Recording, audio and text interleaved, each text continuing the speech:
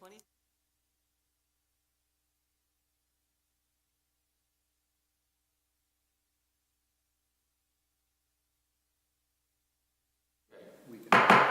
Okay, I'm going to call this September 9, 2024 meeting to order of the Patton Township Planning Commission. Does anyone have anything to add to tonight's posted meeting agenda? Hearing none, we will go to number 2, which is to go over the minutes from our July 8, 2024 meeting. Does anyone have anything to add, review, or edit before we get a motion for the minutes from the July meeting? I make a motion to approve the July 8th meeting minutes. Okay, can I have a second? I'll second. Okay. All those in favor to approve the July 8th, 2024 meeting minutes, say aye. Aye. Those opposed, say no. The ayes have it. We've approved the minutes from the July 8th, 2024 meeting.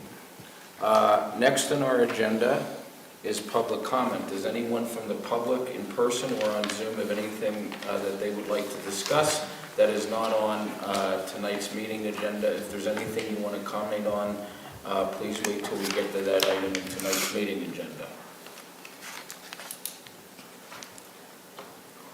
Okay, hearing no public comment, we will go to the 4th item on our agenda, which is the Holsinger Lot Consolidation Plan, 5058 Buffalo Run Road. Steve Norfolk, on behalf of his client, has submitted the Holsinger Lot Consolidation Plan at 1550 Buffalo Run Road. The applicant is proposing to consolidate the 3 tax parcels. The property is owned by Jason and Amanda Holsinger, and the property is zoned low-density residence district, or R2. The approach that we're going to take tonight is to review the materials, ask for any other information from the presenters or staff, public input, questions from the staff, and then we will consider action. So I'll turn it over to our staff and anyone from the plan, and we will hear any information that you would like us to ponder before we move forward with any action. So this plan is pretty cut and dry. It's just a lot consolidation of 3 lots, all owned by the same property owner. Minimal administrative outstanding comments in nature. So we don't have anything additional to add other than what's already included in your packet and the review comments in there as well.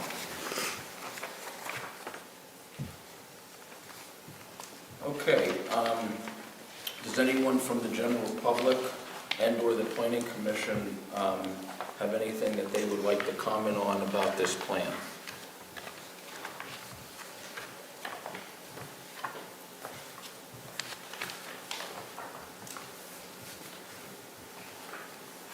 The only question I had, and anyone can chime in afterwards, is I was taking a look at line item 18, so I assume that where it says TBD for sheet 202, line item 18 with the stormwater facilities and all that, that will be rectified before we move forward with anything. Yep. Okay? Any item marked to be done. Right. Will be corrected. Right. Before the staff would release the plan for signatures from the planning commission. Okay.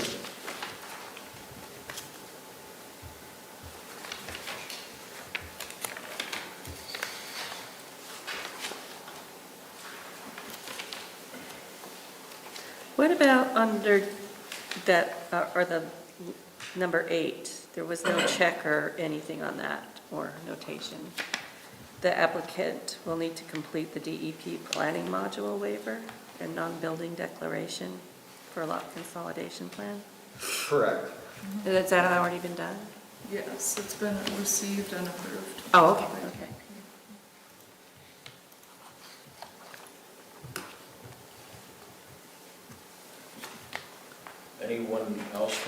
Commission have any comments on anything?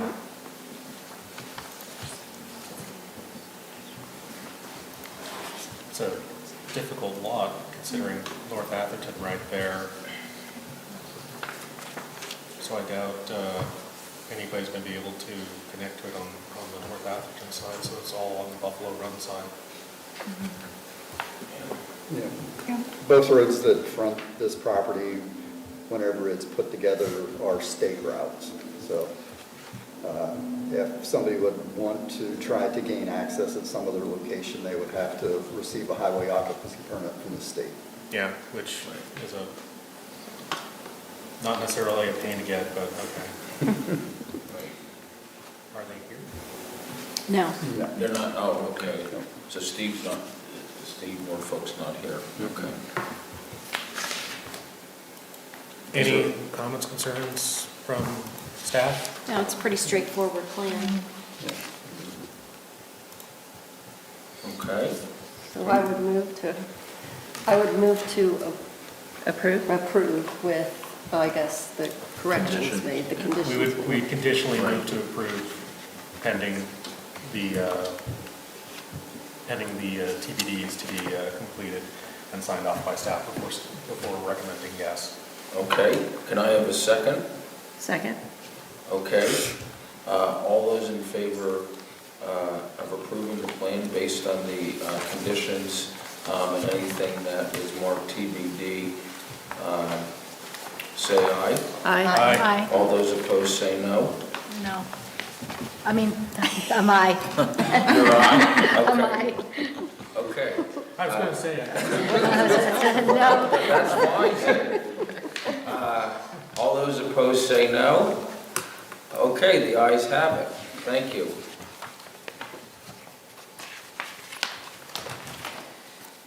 Okay. As soon as I pull up the items, we'll go from there. Okay, so the next item on our agenda is the Coop Land Development Plan, 1692 North Atherton Street. Pentair Engineering, on behalf of the client, has submitted the Coop Land Development Plan, 1692 North Atherton Street.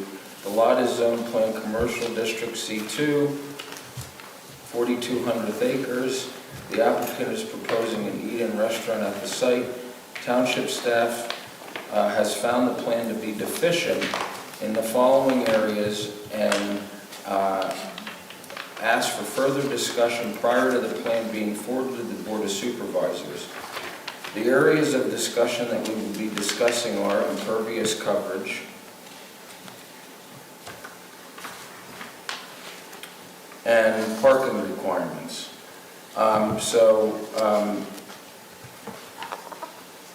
And anyone from staff want to add anything? And then I guess my next question is, anyone from Pentair want to come to the microphone and speak, and then we will discuss these areas as they're listed. Nicole, do you want to go through this, or? I can.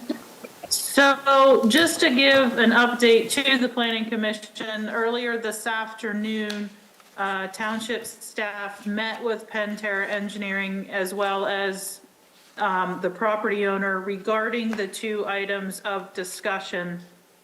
I'll start with the easiest one. For the parking requirement, we came to an agreement with that they will add the second ADA parking space. John Sepp also provided revised drawings showing that second proposed location. In regards to impervious coverage, I'll have John go over that as well, because there is another drawing that he provided to show where we have kind of come to an agreement to be able to kind of decrease the amount of impervious, so we're at least make an attempt to reduce that impervious. Okay, John, you can feel free to step to the microphone. Okay, thank you. I'm John Sepp from Pentair Engineering. Angie Walk is here as well from our rentals. And as Nicole said, we did convert the first of the 3 parking stalls on the right side of the building, look, plan right to an ADA stall. So that met that requirement. I do have a plan here with a blow-up of the revisions we created. Well, I can't reach that tack if you can, John.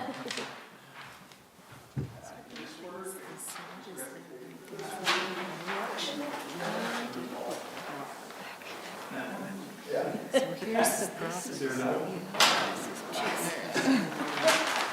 must have put it up there. I hope that jump, that can happen recorded on screen. So they're gonna turn that into a restaurant. Okay, so here you can see the stall we converted to an ADA accessible stall. And this hatched area in front of, on the right corner of the building, which is on the State Store Red Lobster side, we're removing existing pavement and replacing it with Riverstone here. And then outside of the building here is an outdoor patio area, and we are removing pavement that's not being used for the patio as well. So that's the areas we had discussed at the meeting today with the staff, and that would bring it closer to conformance. Closer, but not all the way. Not all the way, but it knocked in by 50% of the non-conformity. The township has done this in the past in multiple locations where we've had projects or properties that have exceeded the impervious cover limitation. And as the plan comes back in, each iteration, we usually have the plan reduce more and more as we go through. Years ago, the Walmart site was around 85% impervious, and that's down around 75 now, or a little bit less. So we always strive to get closer to the regulations, but we understand it's an awful big nut to crack right now at one point in time, all at once, as we go through with a plan like this. And that's also because this current lot, as it sits right now, is all currently paved, is it? It's not all impervious. There's some area in the rear of the lot and to, I'm gonna say the western edge that is green area or, grass area. And you're leaving that.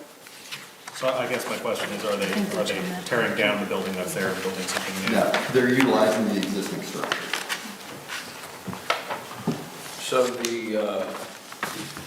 the parking situation has been totally resolved. Yeah, the issue was the township requirements require 2 ADA stalls for any parking field from 0 to 25 parking stalls that are required.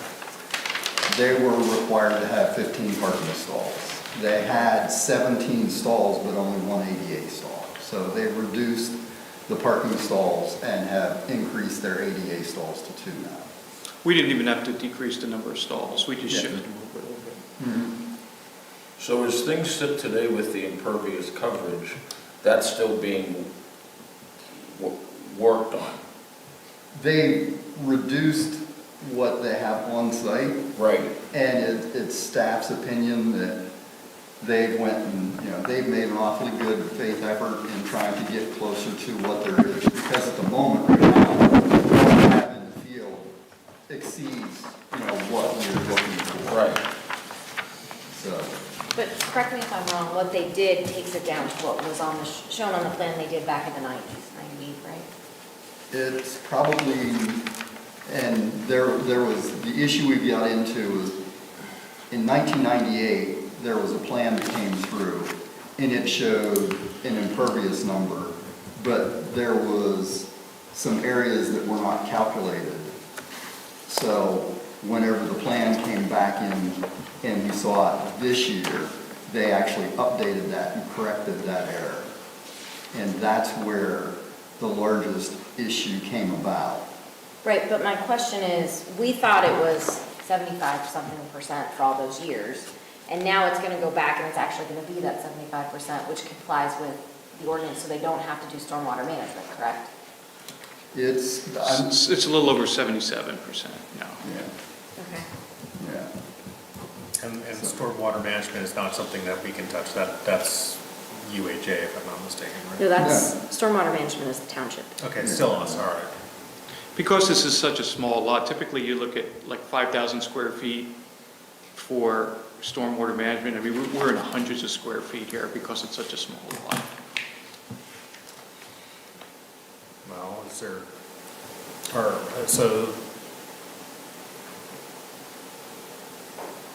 And Michelle was in the meeting with us today as well. True. so we're dealing with 3% is what I'm hearing. 2%. A little over 2.2. Yeah, it has to be at 75%. So we're within the realm to say this is okay at 77. If Michelle is okay with it, that's fine. The ordinance says one thing, and we might have to look and see if there's a way to get around this, because I don't want to set precedent for other properties. Yeah. I mean, I guess what I'm saying is, you know,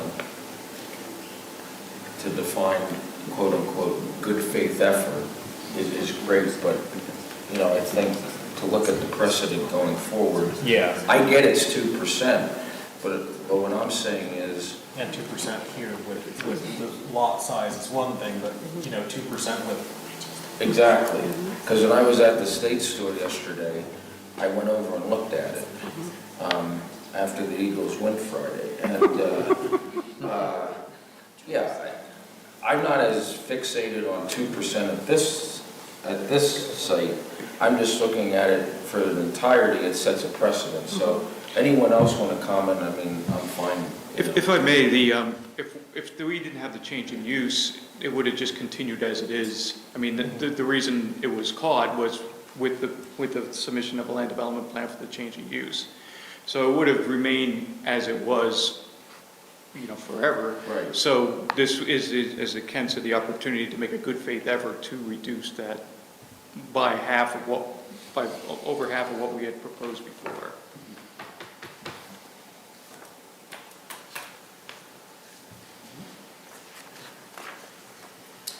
what's the square footage that we're talking, that they're off by? 300 square feet, something like that. So, is a EV charger worth 300 square feet? We can't require an EV charger.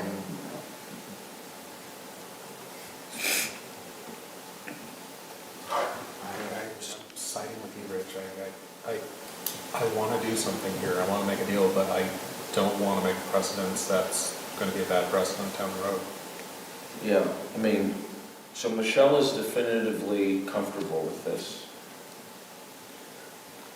Yeah, I mean, when we were talking about it this afternoon, all parties, were satisfied that we were making a good effort getting back to, what the site, we're hoping to have the site at.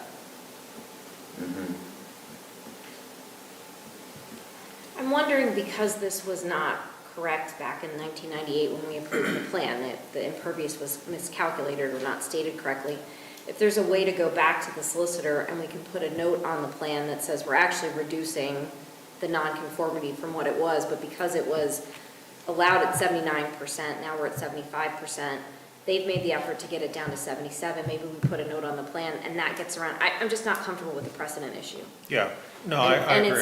it's in the zoning ordinance, so it's not something that we could offer a waiver of, because you'd have to go to the zoning hearing board, and I don't think anybody needs to do that or wants to do that. So I'm just wondering if we couldn't ask Betsy, this won't be on the board agenda until September 25th anyway, so we have time. Right. But ask Betsy Dupuy, our solicitor, if there's any way, since it was at 79.9% or whatever it was, John, give me those exact numbers, that'd be great. And then, because that was misstated on the 98 plan, we thought it was at 75 all along, it came in at 79, they got it down to 77.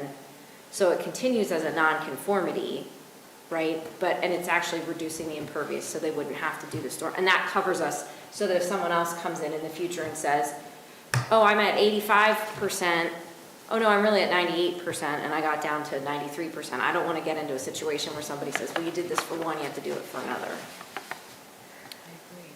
Can we do impervious concrete for the parking stalls?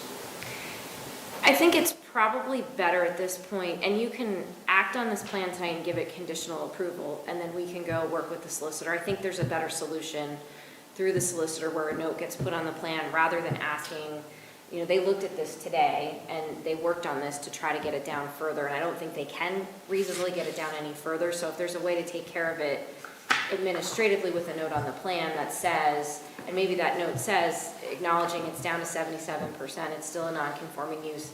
If it comes down again, it comes in again to be something else, we'd like to see that reduction, right? Maybe that's the note that we put on, but something so that we're not setting a precedent. But I still think you could move this forward tonight if you're comfortable.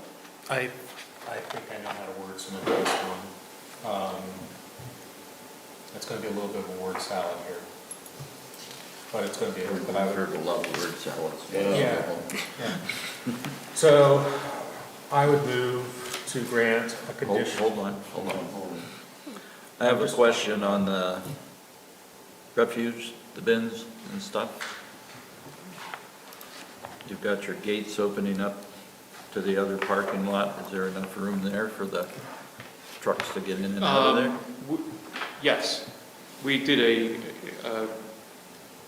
truck pattern, and Ms. Angie Walk has worked with the neighbors on getting an agreement for that as well. Okay.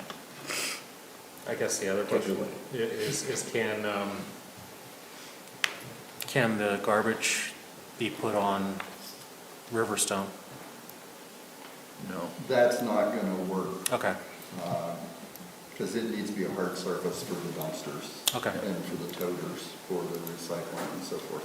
trying to come up with ideas. Is What there about- anyone else that has any other comments? And then Question, we don't have them. on your outdoor patio area, is that like on top of Riverstone or something like that?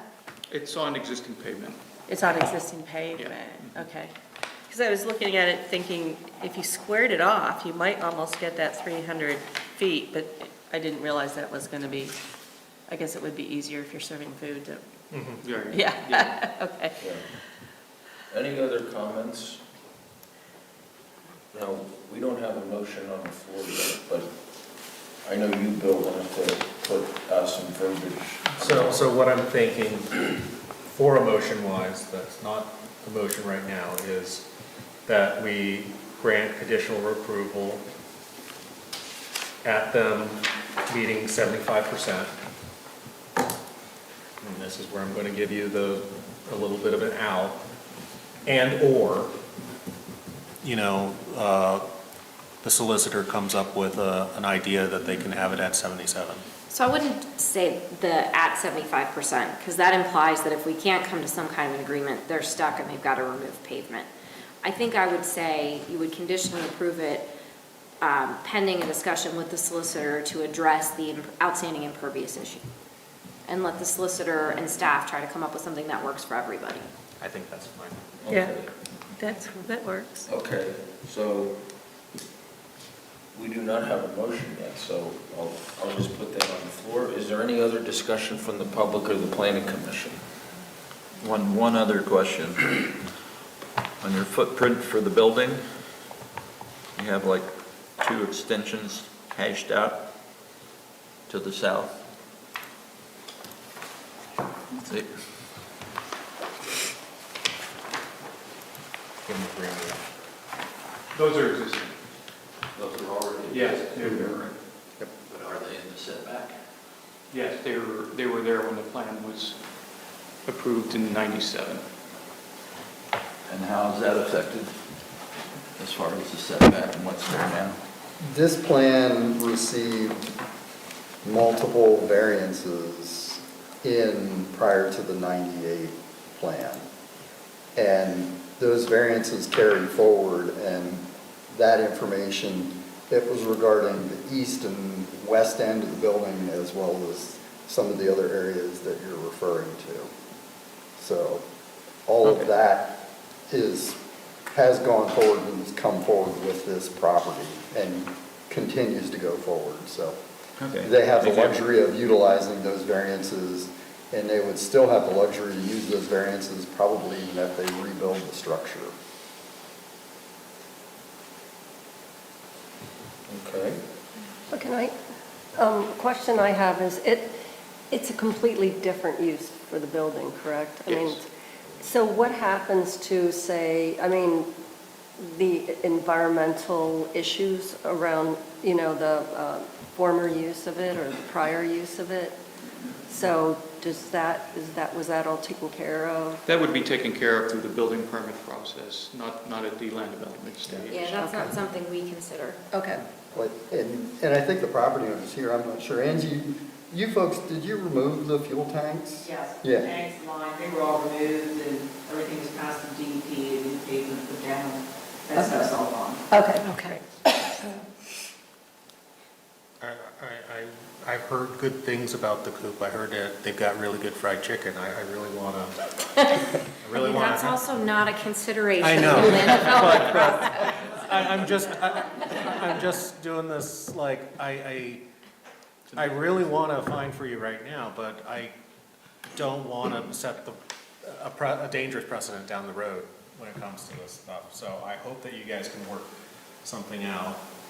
And I would say we take the suggested motion from staff. Okay, If so we're ready. I'm just waiting, if someone wants to make a motion, do we want further discussion? I think we're. I think there's been enough good faith. I'd make a motion to, I don't know what the conditional, Yeah, pending the solicitor. Pending the working solicitor. on the impervious issue. I second it. Okay, all those in favor of the motion on the floor pending the solicitor's review of the impervious coverage, say aye. Aye. All those opposed say no. The ayes have it. Thank you. Thank you for working with us. Thank the staff for working with us. Thanks Ken for getting that thumbtack down too. I hadn't heard of this one. Okay. Catch your breath for a second.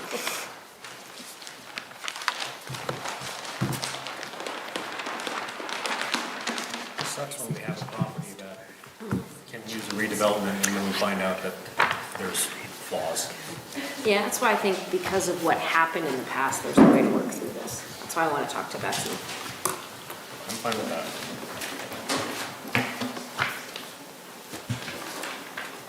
Okay, the next thing we have on our agenda is a request to rezone for 480 Douglas Drive and 474 Douglas Drive.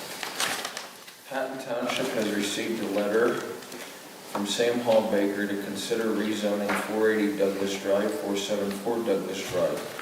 The properties are currently zoned low-density residential R2. The property owners requested the office buffer district due to the location of North Adams Street adjoining the 480 Douglas Drive. Having a single-family residential home or group home would not be desirable on these lots due to noise, traffic, safety concerns. At the March 13th, 2024 board meeting, the request was referred to the Planning Commission for further review, analysis, and other zoning district considerations.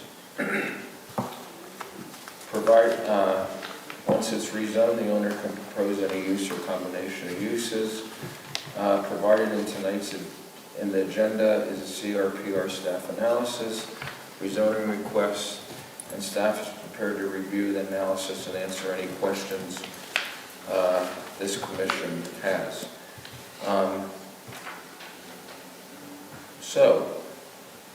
Anything that staff wants to say, if there's anyone here from the property owners that would like to say anything, please come up to the mic and state your name, and we will go over any comments we have on this. Good evening. I am Sam Hawbaker, partial owner of the property. The property in question has been zoned single-family residence R2 since Patton Township first enacted their zoning ordinance. At the time, Park Forest Village was still very much a growing community, and probably the board at that time thought that having residents having access to Atherton Street would be a desirable thing. But Atherton Street at the time was a two-lane highway. As we all know now, it's a four-lane highway and a very busy commuter route. I personally would be happy with a commercial zone, but I am realizing that that probably is not going to be applicable. But I would like to change the use to allow for something that is not residential. I have not studied the office buffer zone terribly carefully, but I think that that would give me a chance to redevelop the property and have something that's not residential. There are 2 trailers on that currently, and they are at least 30 years old now and getting along in the tooth, and so redevelopment is certainly appropriate at this time. I would as much like to hear, comments from staff as to what their research has been. I think this is the only section of Atherton Street that still has an R2 zoning, and in fact, the township owns a frontage on this area as well. So why don't you let Jenna give her report, because she did the whole analysis, and then you Right. can ask any questions. Right.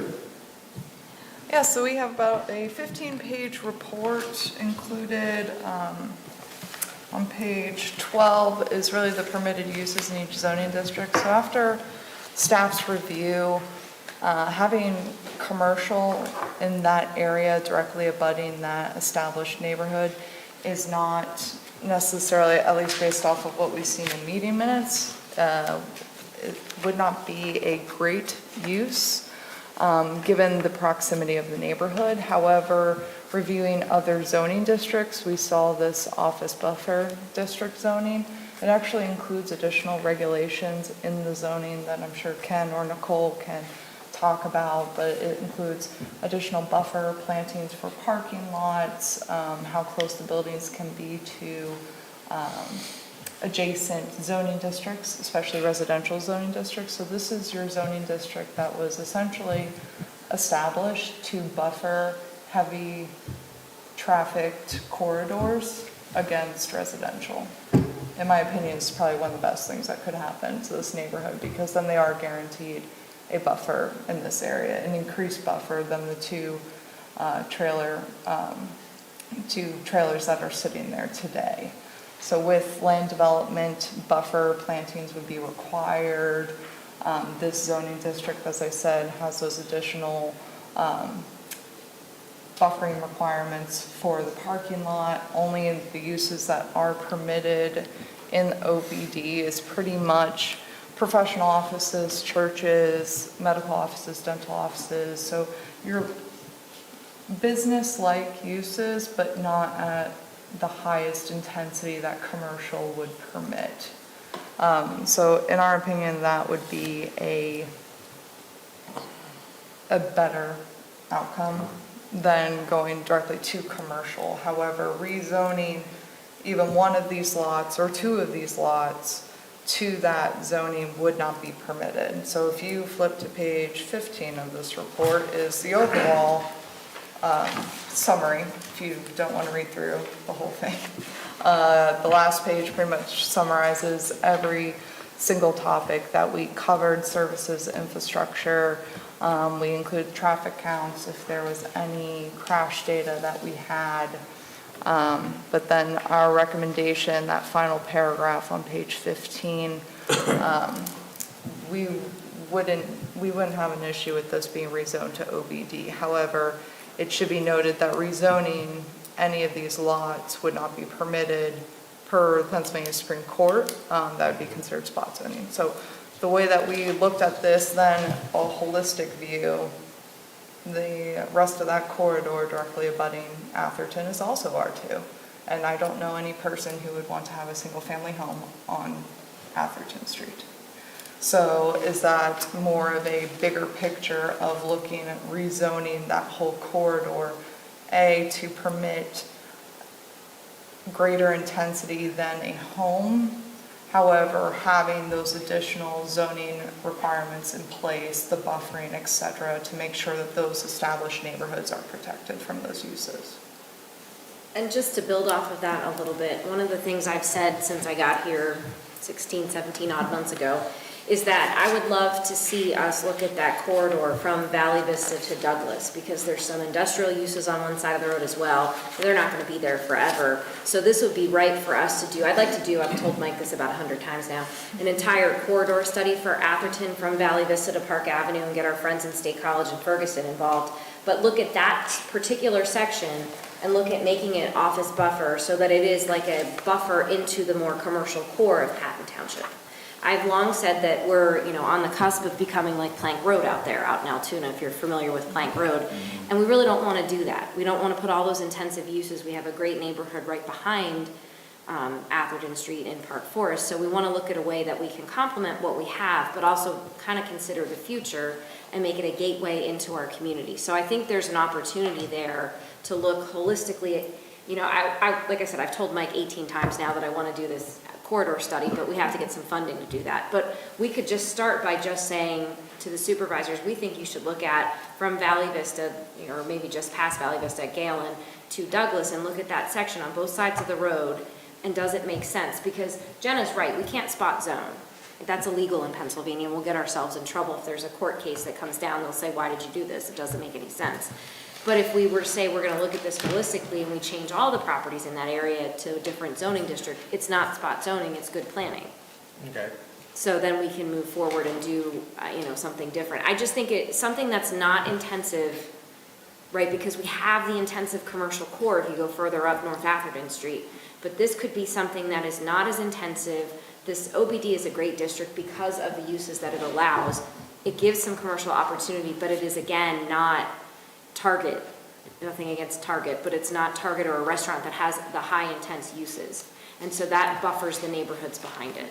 Mm-hmm. So we need to get the other, unless you're the other property owners of all the property. You don't have to get the other property owners involved, per se. No, it's an upzoning, so, Yeah. I mean, Yeah.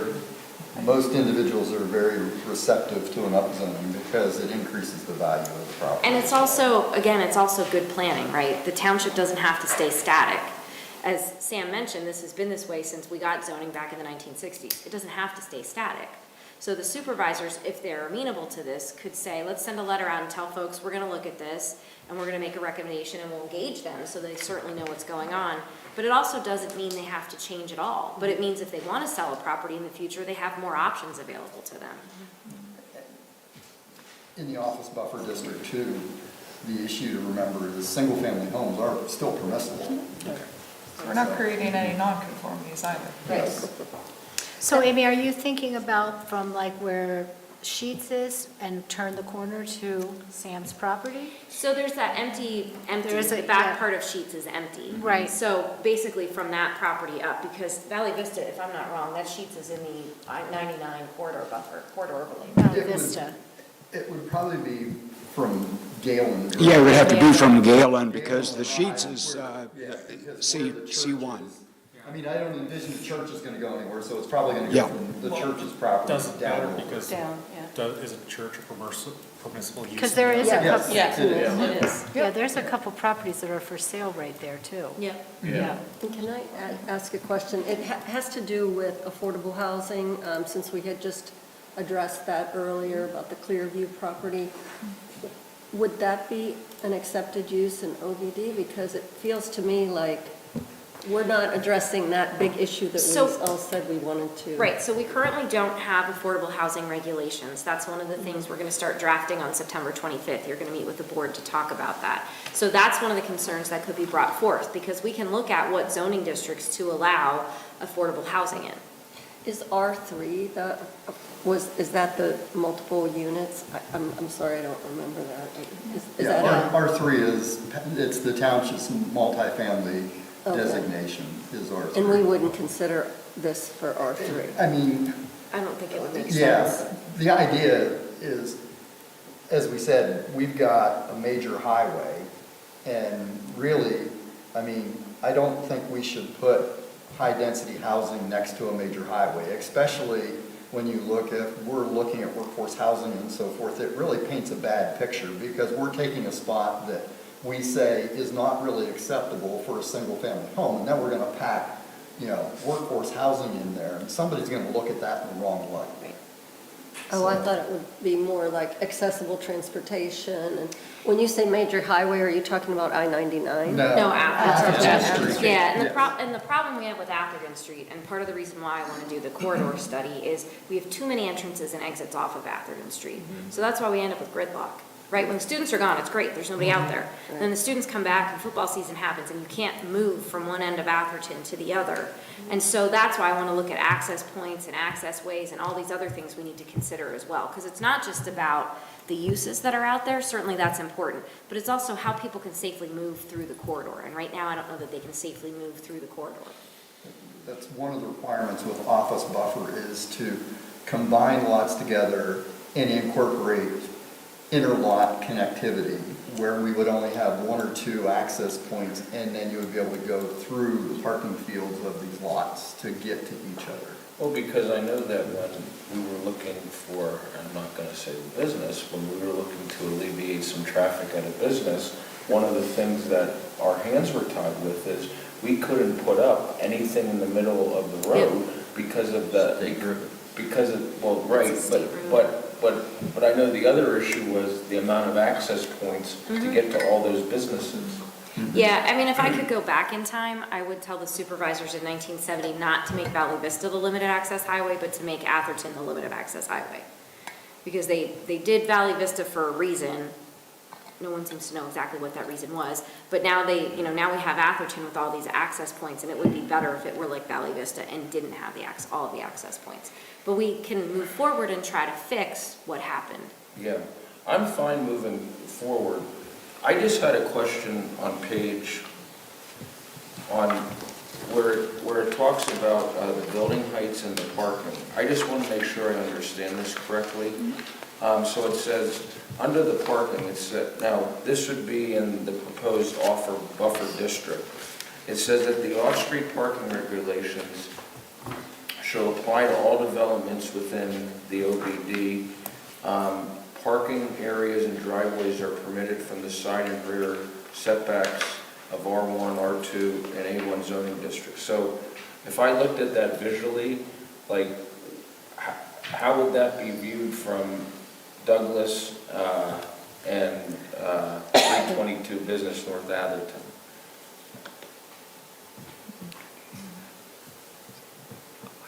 If this area would develop, I would envision that we're probably going to have an access off of Douglas that's going to come onto this property.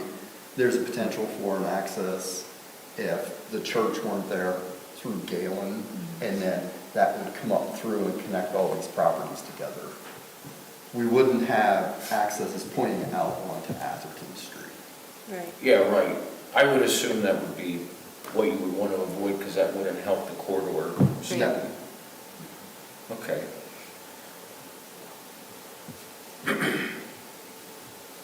There is an abandoned bow alley that runs down through that, which is undeveloped, but that might give you an opportunity to make a connection from the upper end.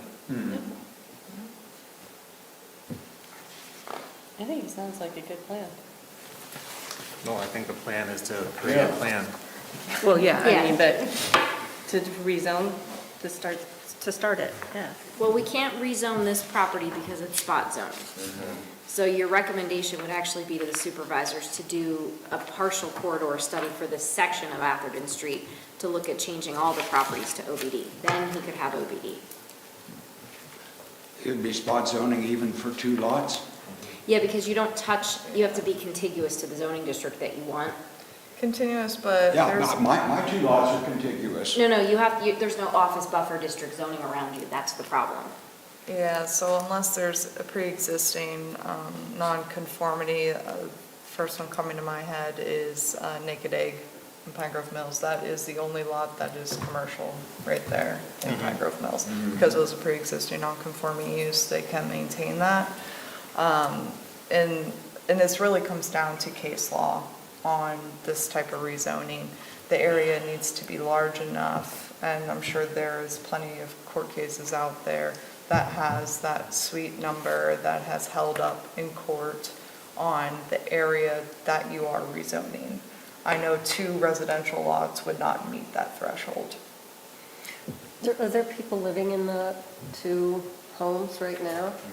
They're occupied homes? Yeah, I just was asking if they are occupied homes right now.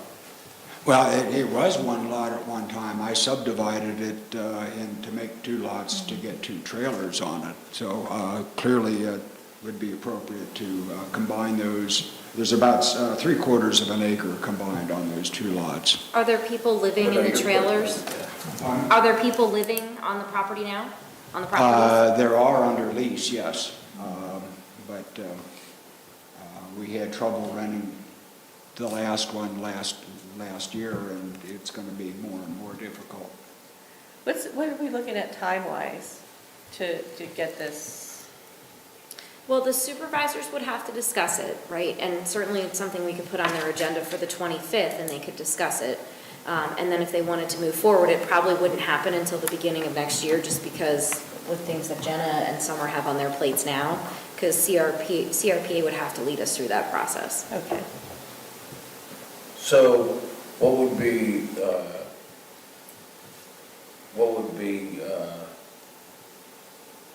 the best for us to take a look at and privy would be to ask the supervisors to continually study the corridor project and begin discussions. I think what you would want to ask them, right, because the corridor study is a much larger project and you have to get 2 other municipalities involved. Right. But I think you would ask them to consider looking at, Atherton Street from Galen to Douglas Drive and making all of that OBD. And just, again, we'll bring this up at the joint meeting when you're with them so you can explain kind of your thought process on that as well. And the township is one of the owners of the land on that section. Yeah, but Yeah, it's we're pretty well, our hands are pretty tied on what we can do with that parcel, though. Yeah, that's parkland. Okay. But you could rezone it to office buffer district, And it could still be parkland. Yep. Yeah. Yeah. even though you aren't going to touch it because of where it's located and down the hill. There's some stipulations that went with that property years ago Oh, yes. of what the township can actually utilize it for. But you can call it anything. True, but it states that the township has to use it for parkland. Or just a really good walking path that has cars on it. There you go. Very well could be a nice walking path between 2 office buffer parcels. Yeah. So, what does the planning commission want to verbalize to the board of supervisors? It's all theirs. Okay. It's all Do I there. have a second? Second. Okay, so why don't we have someone make a motion of what we formally want to recommend to the board of supervisors about this. So can I have someone make a statement, and if you want to include about the OBD, please feel free to. Well, I make a motion to move this to the Board of Supervisors for their discussion on office buffer district and what can be done along the corridor between Galen and Douglas Drive and further in the future. Okay. Do I have a second? I'll second it. Okay. All those in favor of making this recommendation to the Board of Supervisors, say aye. Aye. All those opposed, say no. Thank you. So we'll be looking at that on the 25th. Yep. In addition to the other agenda. Yeah, yep, Okay. you guys will be I'll there. make sure I record the Phillies that night. Okay, let's go to number 7. We are now going to take a look at the municipal zoning implementation agreement, consideration of a new use in the general industrial zoning district. Several amendments to the MPC show that through coordinated planning and implementation, there is no longer a need for each municipality to provide for all potential land uses. As such, the principles of fair share zoning can be extended to a broader geographic intermunicipal area. Patton and College are part of the intermunicipal zoning implementation agreement.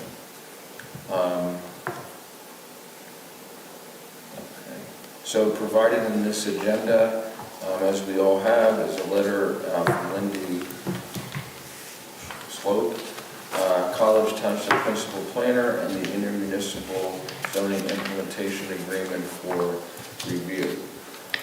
So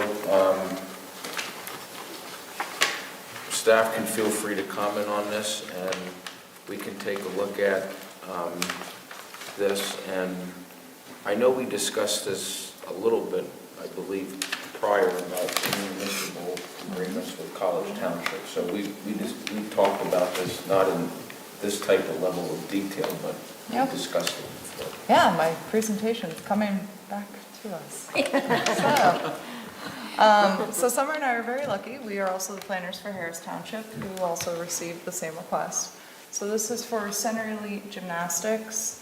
They are, in essence, they lease a place currently in Patton Township, and the owner has opted not to continue that lease. So they are looking for a permanent home.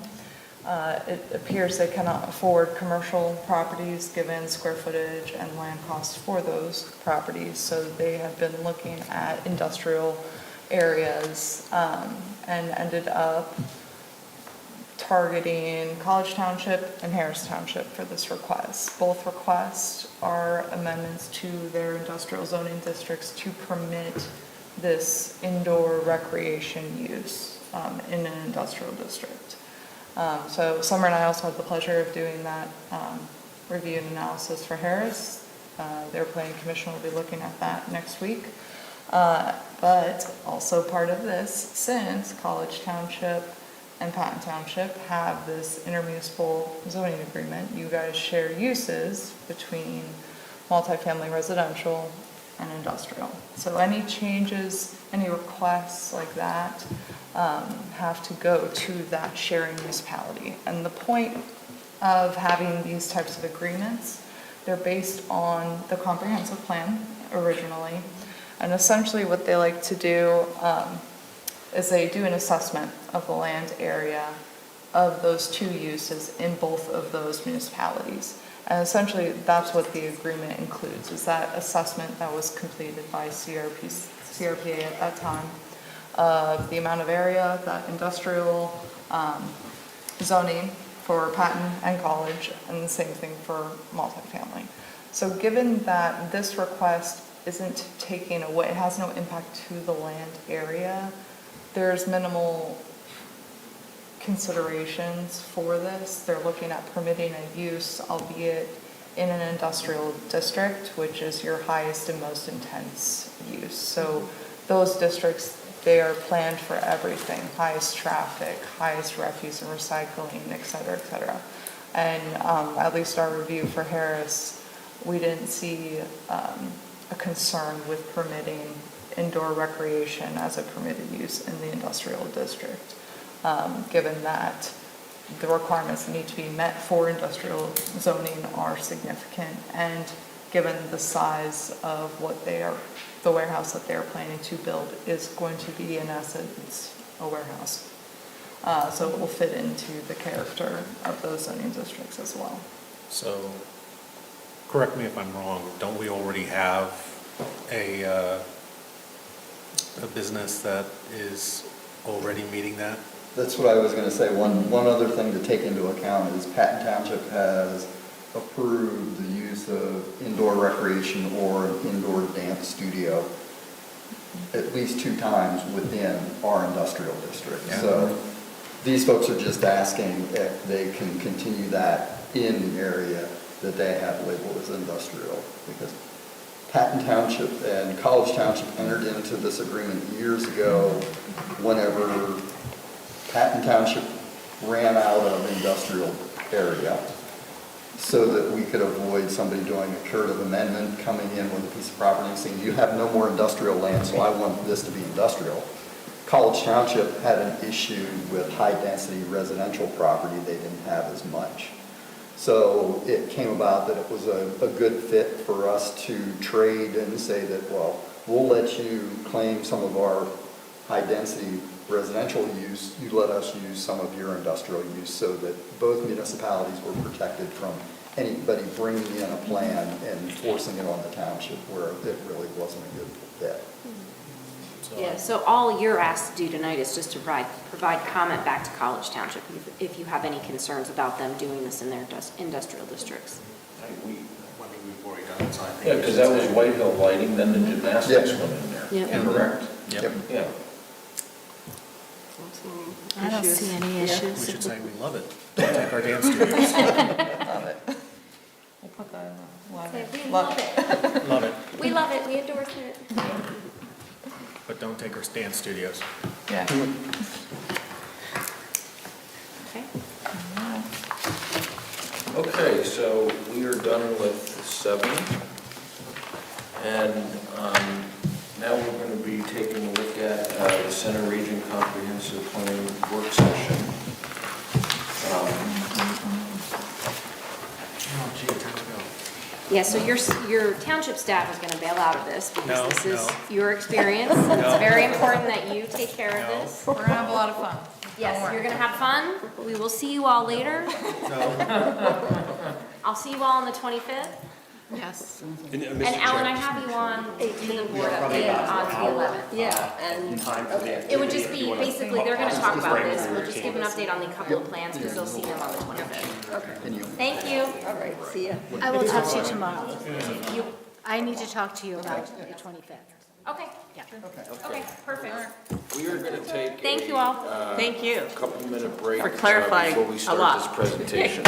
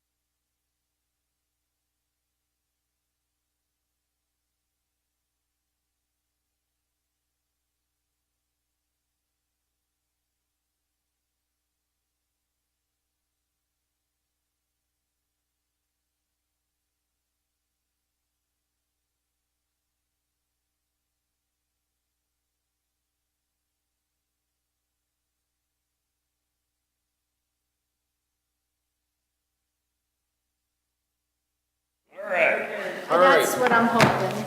I'm going to call this meeting back to order, and we will continue with our comprehensive plan work session. All Thank right. you for coming. Oh, appreciate your time, Mr. Chair and Commissioners.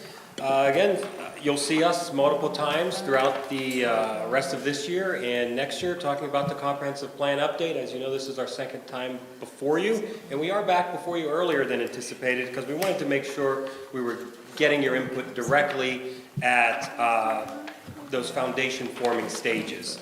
The next time we'll be back before you should be in around November, it could go into December. We will bring the information that we're hearing through our outreach efforts and activities such as this to you to see what we're hearing. So as you know, we are still formulating those values, vision, and big ideas, and we're hopeful that the exercise tonight will help build that, as we are that our outreach activities have done that. The survey has been live, and it will be live till October 1st. We are doing our Penn State Blitz in the coming weeks to make sure we get a lot of student input, but we've been at various places, farmers markets, Lion Bash, Arts Fest, things of that nature, and we'll be at your Patton Township Safety Fair this coming Saturday to make sure we're getting input from residents. How many responses? We were at 198 earlier today, so hopefully we break 200 and really up that in the coming weeks. And that's about 198 surveys, and then we're just about there as well on input maps on our input map, which we'll go through how to use that, just in case any of you haven't had the opportunity to tonight, so that then you could have some take-home work if you wanted to, or explain it to any of your friends, family, and associates how to use that. So anytime you see us, as this is a process that is out over 2 years, we're going to build off of the last session, get the current information we're looking to get from you and input, and then prime you a little bit for the next session.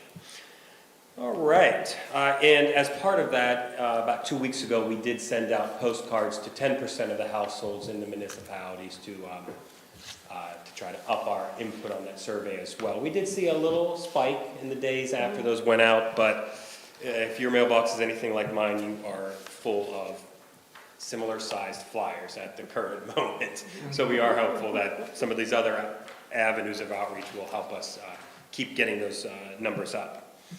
So with that, to break the ice, let's start with looking at that comp plan map. And for any of you that haven't been able to look at it yet, to get an idea of how to use it. So what we're looking here is strengths, weaknesses, opportunities, threats. I plot those points independently, and then we'll go through how you plot those. So this is a component piece to that survey. So if you go onto our engagement website, you'll see this right next to it. And so Jenna and Summer will pull it up. And if you don't see me taking notes when you're making a comment, Summer's going to be our scribe for this evening, taking any of those comments down. I don't want you to think I'm brushing off any input from it. All right. All right, so when you log into the map, you'll see dots that other people have, but we've turned off comments because we don't want you to say, someone else has made it, I don't need to make it. We want to hear it multiple times to know that it's coming up frequently. So we do encourage you to put those points even if someone else has a point there. So thinking regionally, let's have someone, let's go through it maybe twice, someone name a strength, weakness, opportunity, threat. So, if I'm you and I listen to your manager, I'd be putting an opportunity on the Atherton Street corridor and saying, corridor study, think about rezoning it, limiting access points. So that's one I know I already have on my mind from your manager through previous conversations. So what we'd like to do now is map out one or two from this group, just so you get an idea of how to use the map if you haven't done so already. So we encourage you to think regionally.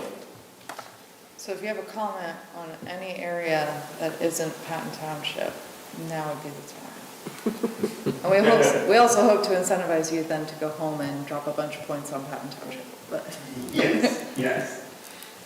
So we're supposed to go drop points on everybody else? yeah. On just Patton Township? We want you all Not to drop think points. Did she regionally. say It's not? very hard, I've found, for planning commissions to play a game of think Risk. beyond their municipalities. So we really want to see We really everyone wanna see a thinking casino. beyond your boundaries, Well, I was- because this is a regional plan. Right. As we just saw, College and Patton, you guys are sharing uses, so Right. that's where this plan, that's where that came from. Well, I mean, so you want comments about other townships besides Patton? Just for now. Great. So I think that, I think that since we share an agreement with other townships, I think to have some definitiveness in the next 21 years, 2045, I don't teach math anymore, but anyway, I think from my standpoint, and Bill just said this, is, I think the landscape in College Township with what's happening with the AKA surrogate mall area, and what occurs there in the future, what's occurred, I can't. with even some of the student housing, that whole connected area from Squirrel Hill up to the down the Benner Pike to Shiloh Road, that's gonna, depending how that materializes, that's gonna have an indirect impact on our resources in this township, coupled with traffic and other impacts. I don't mean negatively and or positively, I just think that could change the landscape significantly going forward. Absolutely, and those are exactly the types of comments we're urging you to place on the map. And when Summer and Jen are going to pull that back up. So what we want is we want a walkable entertainment center Yes.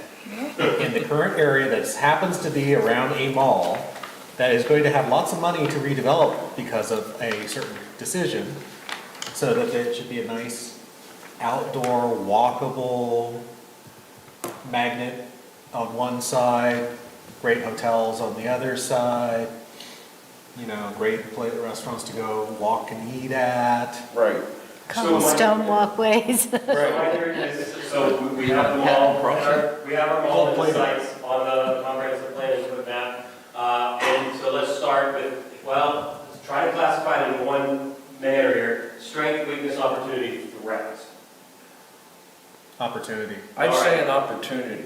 Perfect. So we click opportunity, and then as we look to plot that point, being rather general in nature, we will turn this into an heat map, and we can kind of see where the different classifications are. So clicking on the SWOT issue, we then have a drop-down that just helps us classify what that point is. That'll help us as we formulate that plan. So there are a number of pre-made classifications there: downtown connectivity, infill, economic development, and the like. For classification purposes here, we're going to go with economic development, and then we can add in comments. Also consider traffic and Entertainment zone, you have things like that. You have a place right next to a railroad line, so therefore you could actually pull that railroad line down into a certain other place that has a certain corridor. And so you hit the nail on the head for one of the particular, all the items, but the one in particular is their industrial zoning. So it seems like we're going to close that point out. And you mentioned one that I know I'm really interested in is this the only rail access that goes into the center region for industrial purposes? So should we maintain the industrial zoning there because it has rail access? Or do we turn it into residential? It has the opportunity to be turned into a rail line going to Pittsburgh, going to Harrisburg, the whole entire rail line right there. So let's put a second point in, opportunity, that'd be connectivity. Can you point to which one that is? I A can't. third one down, connectivity, Railroad line's already there. then we can summarize that. Yeah, I have another. Okay. The recording is connectivity clear. All right. They're still operational. one. I have another Can they connectivity one. be connected to go to? Pardon? Another connectivity one. Another connectivity one, let's do one more. Oh, okay. Yeah, the whole purpose of this activity is just to get everyone just to familiar get- with it to okay. take home, but let's get another connectivity. Oh, one. then I can do it at home. Give me a second. It's hard to see. It's hard to see. Okay, as an opportunity? It is. Okay. It's the Bellefonte Central Rail Trail. Okay, there we go. Thread. Now we got it. Yeah, right now, it's just 2 miles, and there's a whole plan for it that Okay. just is sitting on the center. So it's an opportunity. It's just sitting on the, Connectivity? yeah, I think so. And you said it was the Bellefonte? Central Rail Trail. So are you talking about, To build it out.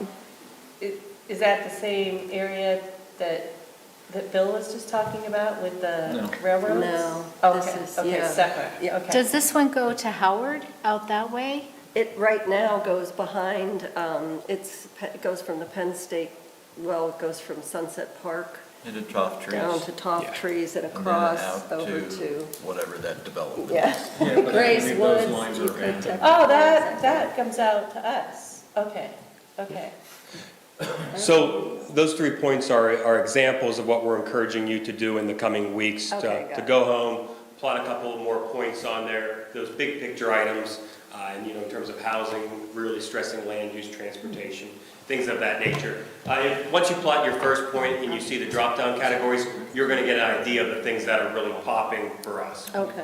Is this really user-friendly? Oh, it's, It's not user-unfriendly.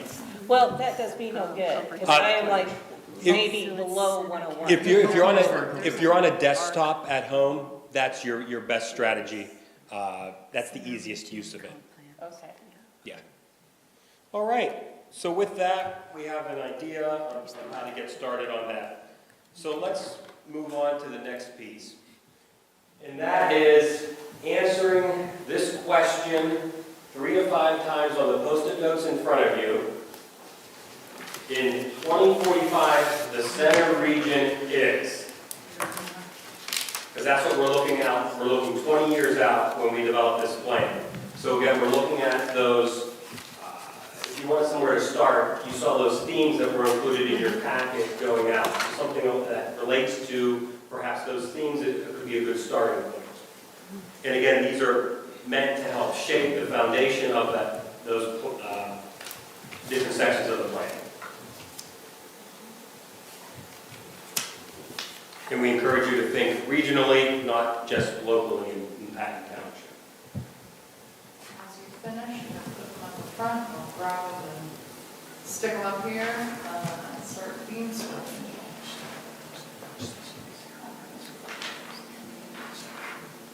Section 8?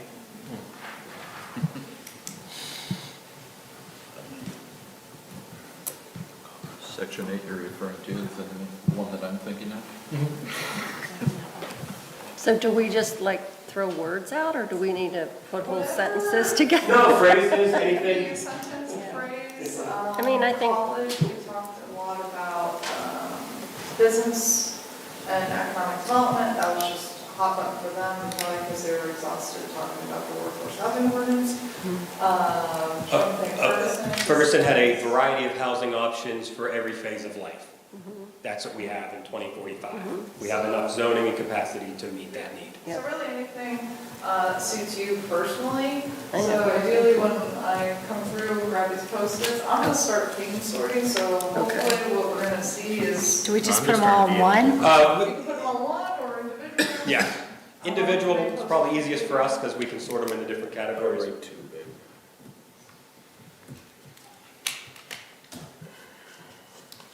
Ideally positive. Or at least frame it in a positive way, the opportunity-based way, yes.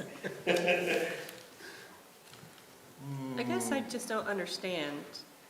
Yeah, so I mean, from what we've seen, 2045 center region is, I've seen the borough, they were talking about we are gonna be we are gonna grow smartly? Yeah, so just smart development, we're not gonna have sprawl, we're not gonna do this, et cetera, et cetera. They had goals in mind that they see us going towards in 2045. So the comprehensive plan itself is used to be that guiding document when we look at things such as rezoning, changes to the subdivision, zoning ordinances, things of that nature.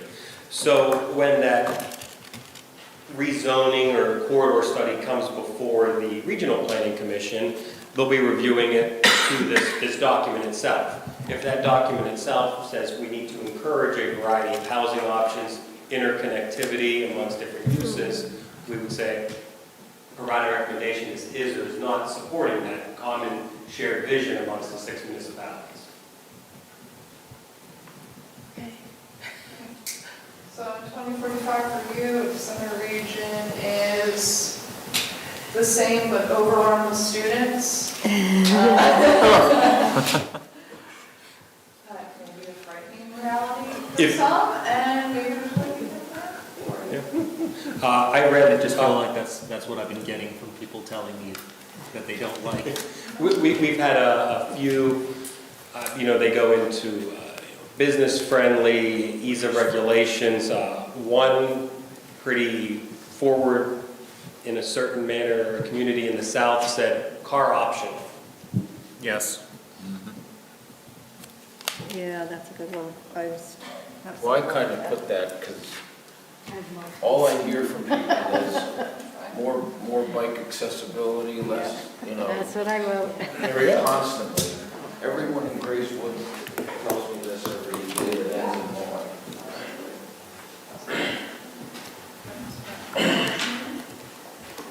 Seeing housing, I'm seeing a lot about connectivity. This one also has new businesses. Ooh, Subway. Sandwiches? You mean, yeah, you mean subs. We have received some comments on light rail, trolley, bus service, things like that. People really expanding it. Walkable community. In college was how do we ensure that we provide enough growth for the businesses that we want to attract and retain here? And how do we do that in a way, because those businesses come with employees that also need housing. It was a very big topic for college, it really was.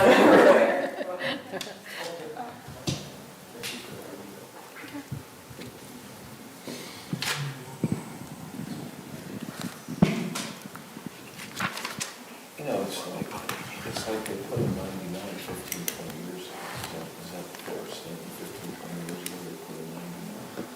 Oh, I mean, before I got here. And my point is that, so that's 2005, so, we're looking at 40 years after I-99, and the question I ask is,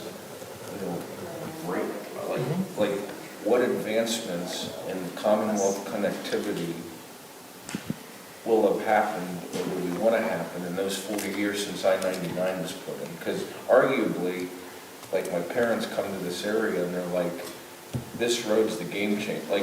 Like that road changed significantly what is happening here. So, like, in 40 years since that was put in, how have we progressed moving forward? I put that down, but it's... Yeah, and we're going to see that with the highway connector, mainly in Harris Township, and that would obviously spill over in the Putter too. Turning that into a high-speed road from Bullsburg out. Right, but... Yeah, I know. But I think the multiple modalities, the bikes, the rail trail, the bikes, that's local, the connector, Or I could scratch this now. the high-speed interchange. Yes. That's more statewide regional. Yes. I don't know if airports have anything to do, but just getting in and out of here is a disaster.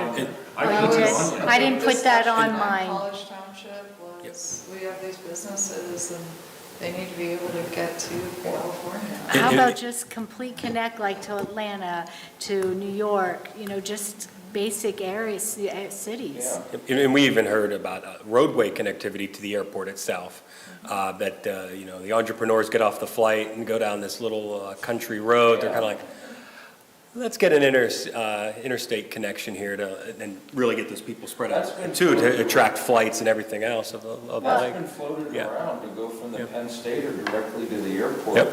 That's been floated around, I think, a multitude of. Well, and it Like should, cars. because it's very connectable. I mean, right off of 99.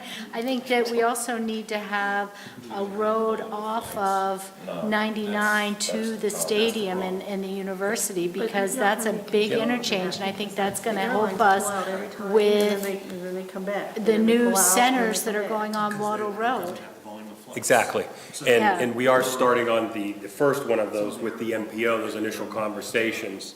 Yeah, Noted on the second one, yeah, yes. yeah. So we discovered that the All right, we don't have to use all the post-its, we just figure out. I have 10 more coming. If we can get, if we're gonna do government rail, welfare, then let's just get a high-speed rail line from Pittsburgh, which gives us an international airport, all the way up to New York City, just straight across. And I'm purposely ignoring Philadelphia just to my search here. I don't go through there. I fly United intentionally to avoid that. That causes my blood pressure to go up. Going to Philly? Oh, yeah. Oh, yeah. It's like a home I run. drive to Pittsburgh before I drive to Pittsburgh to fly anywhere. We would fly out of Baltimore a lot. Yeah, I I do used to do Baltimore that. too. Yeah. I do too, because my sister lives in the But that's 4 hours. That's only 3, and I have pretty good access to That or large Dulles. places. Even if Yeah, it's- drive down and And we've you make a reservation for a motel room for the night you come back. All right, Jenna, do we have Car common there, take the themes? shuttle to the airport. We are. So, actually, this big grouping over here is a lot about connectivity and improving it, whether that's bike, train, airports, having walkable neighborhoods as well.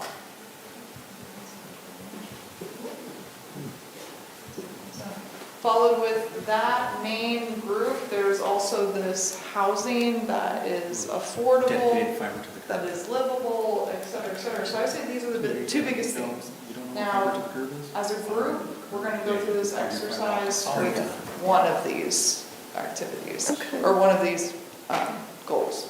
So as a group, we have to decide, do we wanna talk about connectivity, or do we wanna talk about housing as a group? Knowing that if your chosen one isn't picked by the group, you're gonna have another opportunity to do it on your own. So, don't get sad. I say mobility. Mobility, connectivity. Yeah. Yeah, I think that makes sense, because we're gonna touch on that. No, because the biggest problem that we actually have in the township that we have to think about is not so much as mobility, it's the fact that we don't have the housing to bring in the people to even talk about mobility. Yeah. All right, We so don't let's, have affordable housing, we don't have. Some corridors now are already overwhelmed with what we have. Yeah.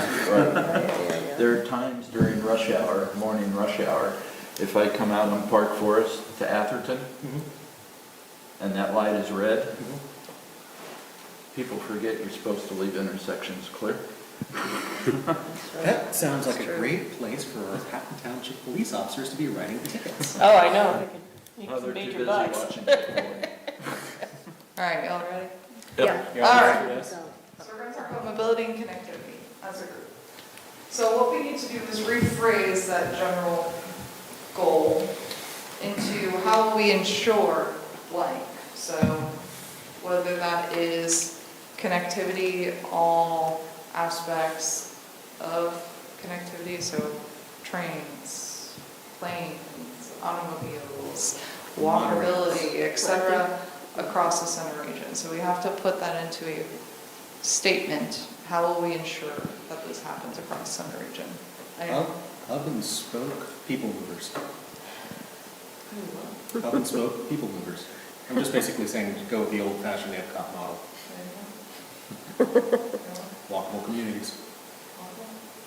Yeah, that would be nice. More walkable communities. Yeah, you were just talking about how it doesn't make sense to have, you know, residential on Atherton because you can't walk on Atherton. I mean, pathetic. And, I don't know who would want to. and by the way, when we say walkable communities, what we mean is that you're not just walking around your community. It's Right. like you can walk You down walk to a and store get or- coffee yeah. or a store or Exactly. something like that. Like a Well, center. Right, Yeah. right. There's not even sidewalks continuously down Atherton Street on both sides. Yeah, we Right. do need That's that. right. It's horrifying. Yeah. All right, so how about if we do, how will we ensure complete connectivity across Center Region? What do It's you broad mean by, enough. what do you mean by connectivity? How will we How are we ensure it? going to ensure complete connectivity By across Center funding it. Region? So based off of all these post-its, that includes Yeah. airport, that includes air, train, cars, people walking, pedestrians, bikes, et cetera. So it's a very big topic, Right. similar to what college did as well, which is good. It gives us more to talk about. So as our goal, how will we ensure that that complete connectivity, how do we get that across Center Region? So we're planners, we have a lot of acronyms. So you heard SWAT from Mike earlier. Now we're going to talk about GROW. So what we have here, we just did the G, which is our goal. How do we ensure complete connectivity across Center Region? Reality. So what we're going to do here as a group is brainstorm the reality. What is the current reality of this connectivity? What's happening now? Who's doing it? How are we getting that connectivity now? So whether that is at the larger scale of the airport to the smaller scale of I'm looking at a subdivision and they're required to put sidewalks in to have a complete connection in that neighborhood. So that is a very huge area, but essentially we want to assess what is currently going on. What is the reality of this goal right now? Because then we identify the movers, the shakers, and how it's being accomplished now. And then we'll work through that as well into opportunities, which is the O, and then how will we actually do this in this comprehensive plan. So really, it's giving all the planning commissions an opportunity to take an idea and walk it through. How are we going to do this? So like you're saying, from the airport, how can we connect the airport to 99 or Penn State? If that is how, that will be a great discussion for the W. Right now, I just want to look at the reality. What is the reality now? Is it local ordinances in all the municipalities that require sidewalks with subdivision and land development plans?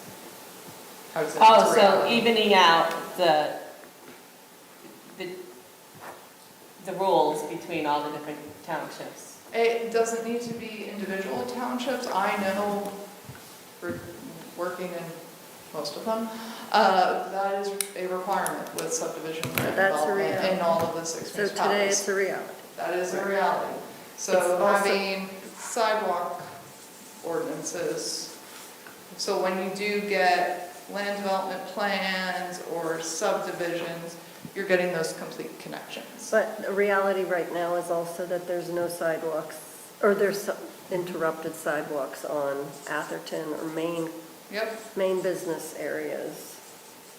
yeah, Can only get there with the car yep. or by And taking further the out, light. Patton, This route. there's no sidewalks. Right. So there's a lot of inconsistencies even within the same township. Yeah, That's the reality. yep. So like this plan's looking at to get more consistency across the board, but yet the reality is we don't have consistencies even within our own township. Right. Well, our plan essentially are those broad, as Mike said, those broad goals and themes. So if a theme that comes out of this comp plan is connectivity, dig down deeper under that theme, it's going to be Yeah. your local ordinances, folks. If you don't require the sidewalks already, you should. Or if you do, but they're being waived by the elected officials, they shouldn't. Because this is a goal that we We're at the identified. sub-stage on Atherton where some stuff is just grandfathered, some places have been there so long, they weren't required back then when they were built. Not back then, and with land development, unless they received a variance, as Ken kind of went over today, they should be required to comply with your ordinances today. That is the beauty of land development and subdivision. They have to comply with your ordinances at the time that they submit their plan. They don't get to continue that I'm grandfather. talking about places that are already established and Yeah. have been there for, Yeah, since the and 70s. they can absolutely continue as that. And those are the places where we have this long-standing established place with no sidewalks, et cetera. They don't want to change their use, they don't want to change anything about the property. That's when we start looking at grants to complete those connections. But ideally, with subdivision and land development, we, whatever our ordinances are at that time, they need to comply with them, which for us is sidewalks right now. How about the sidewalks over from Wattle Road onto Toftry, some kind of over walkway? Safety. Safety for the golfers or, trail riders or whatever it is. Yeah. And they were talking about that last month, remember, going over Valley Vista Yeah. for the students? Right, yeah. I mean, we can't have kids crossing Valley Vista even with parking or crossing guards, because that just it's an accident waiting to happen and tragedies waiting to happen. So we have to have better ordinances for that sort of stuff. We have to have the funding for that. Yep. In key areas anyway. And it would be nice, like all the developments that are off of 550, some may have sidewalks, some may not have sidewalks, but everything comes back to 550, right? Yep. So where there's not even any room, I mean, those bicyclists take their lives in their hands. Because those people who go to church on Sunday, they'll take you out to get to church on time. So, I mean, there needs to be some kind of ordinance that, it doesn't have to be a huge thing, but from development to development, because a lot of them back up to each other and there's just a little section of woods in between, to have some kind of pathway for bicycles and pedestrians, no cars. Yeah, and we saw a little bit of that with the hotel that was on Burnell. We were looking at those additional connections and the trail. So that is all part of this process of that connectivity. How do we ensure that complete connectivity in the center region? So we talked a lot about sidewalks, we talked a little bit about off-trail shared use paths, etc. Now, What about bike lanes? I see a lot of bike lane comments. I see a lot of comments on rail. I think that's brilliant, the rails. I didn't even know those still existed here. If we could get What's the some kind of reality of train it, though? system. That's an Right. MPO, There's nothing. that's an MPO issue. Rail, MPO. Is there anything being done? Yes, there is something being done. Well, are Besides those doing that. rails still operable? I mean, are they still in? Dale Summit rails, Yeah. not Bellefonte Center. Yeah, I was gonna say, we could turn those into bike trails. No.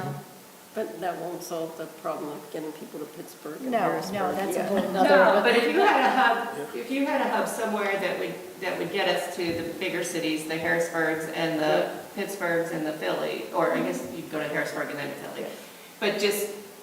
But then also it'd be nice to have some kind of rail system to get just like from Bellefonte all the way out to, say, the Interstate College. So in this year's budget request, which will be going before the COG Finance Committee on Thursday, the MPO is asking for funds to study rail connectivity in the center region. And if So you did so that's a that- reality. Yeah, and then you would want it to come from somewhere in town to get out to the airport too. They fought that in Salt Lake for 50 years. They fought the rails. And then when they were preparing for the 2002 Olympics, it became a reality and they did it. And they didn't think that they would have any use after the Olympics were done. And it was so used that all they've done is expand. So now you can go like from the airport all the way, anywhere you want to go on the rails at a very, very reasonable price. And then the buses will work from the rail systems as well as, on the larger roads. So what has currently been done today with rail? Nothing. We identify where they are. Well, it sounds Half like hour away. somebody's buying it. All right, so really, nothing's going on there. However, we've identified who, which is the MPO. That's a good thing. All right.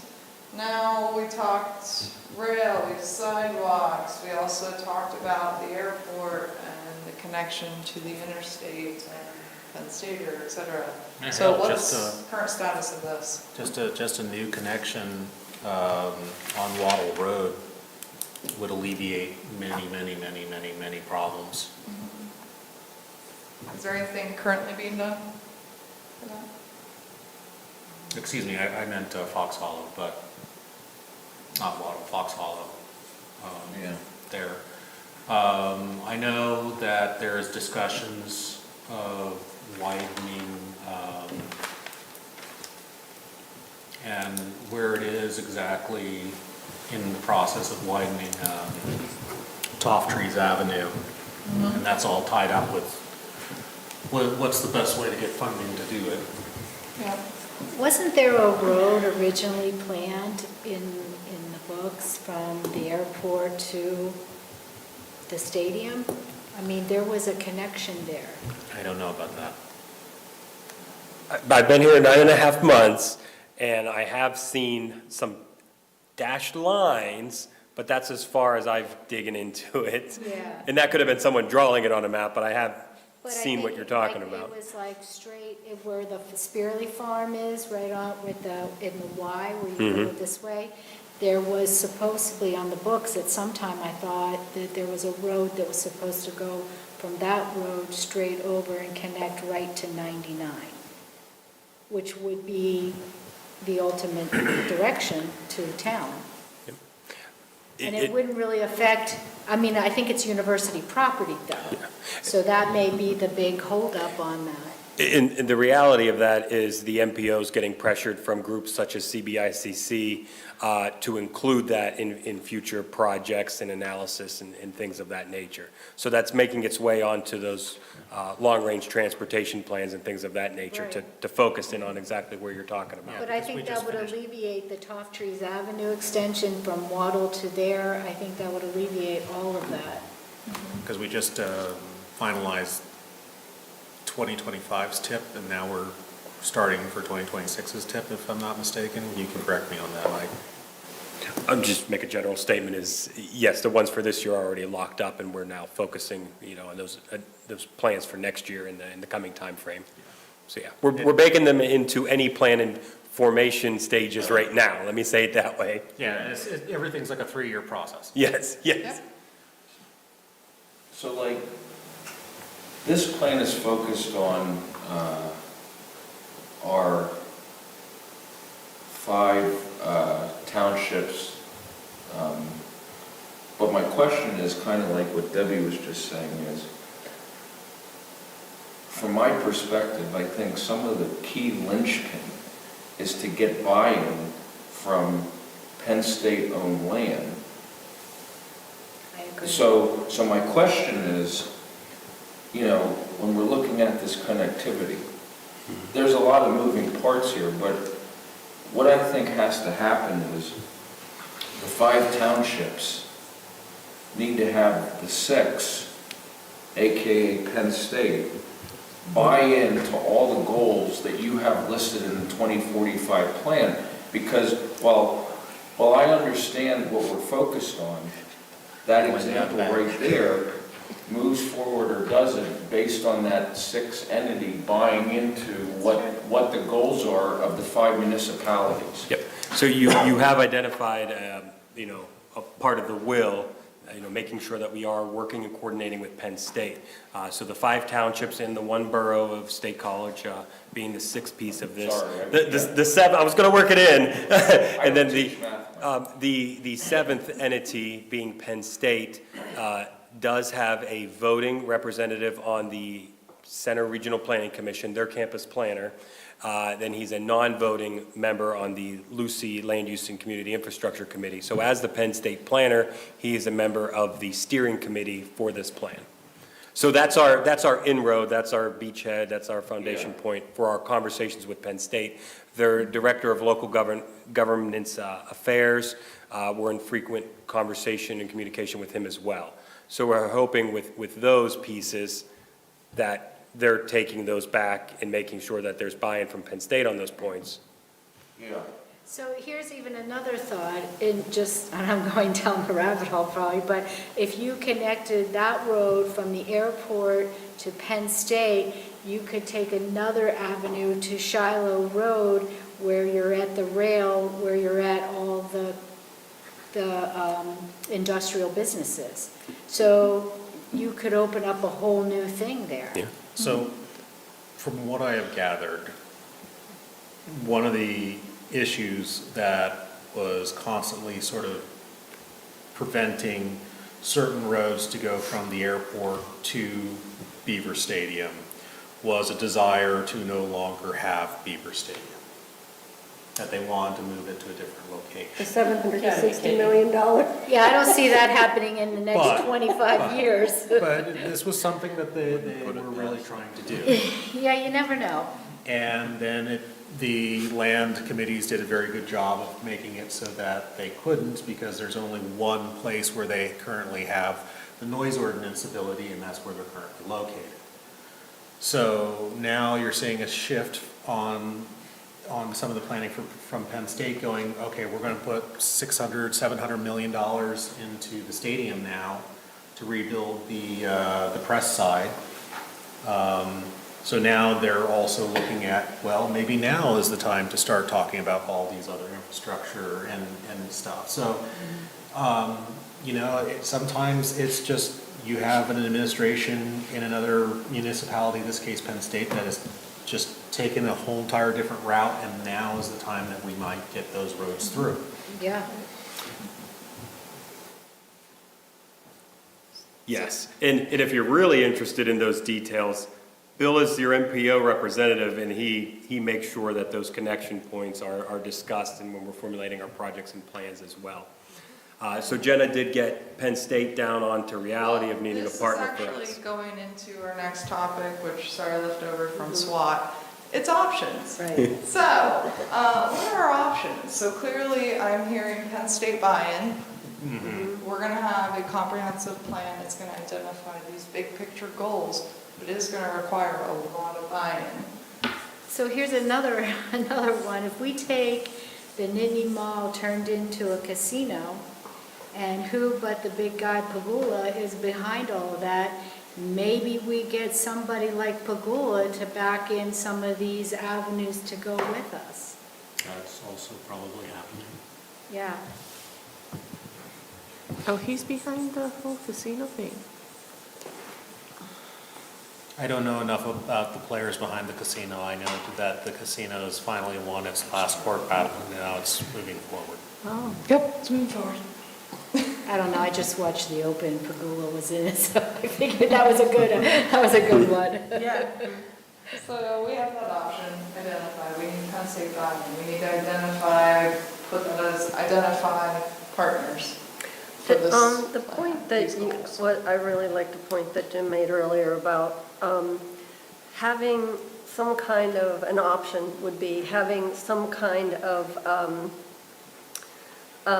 requirements, I know that's not the right word, but to have businesses located within neighborhoods so that you can walk to a place to buy food or buy coffee or buy whatever.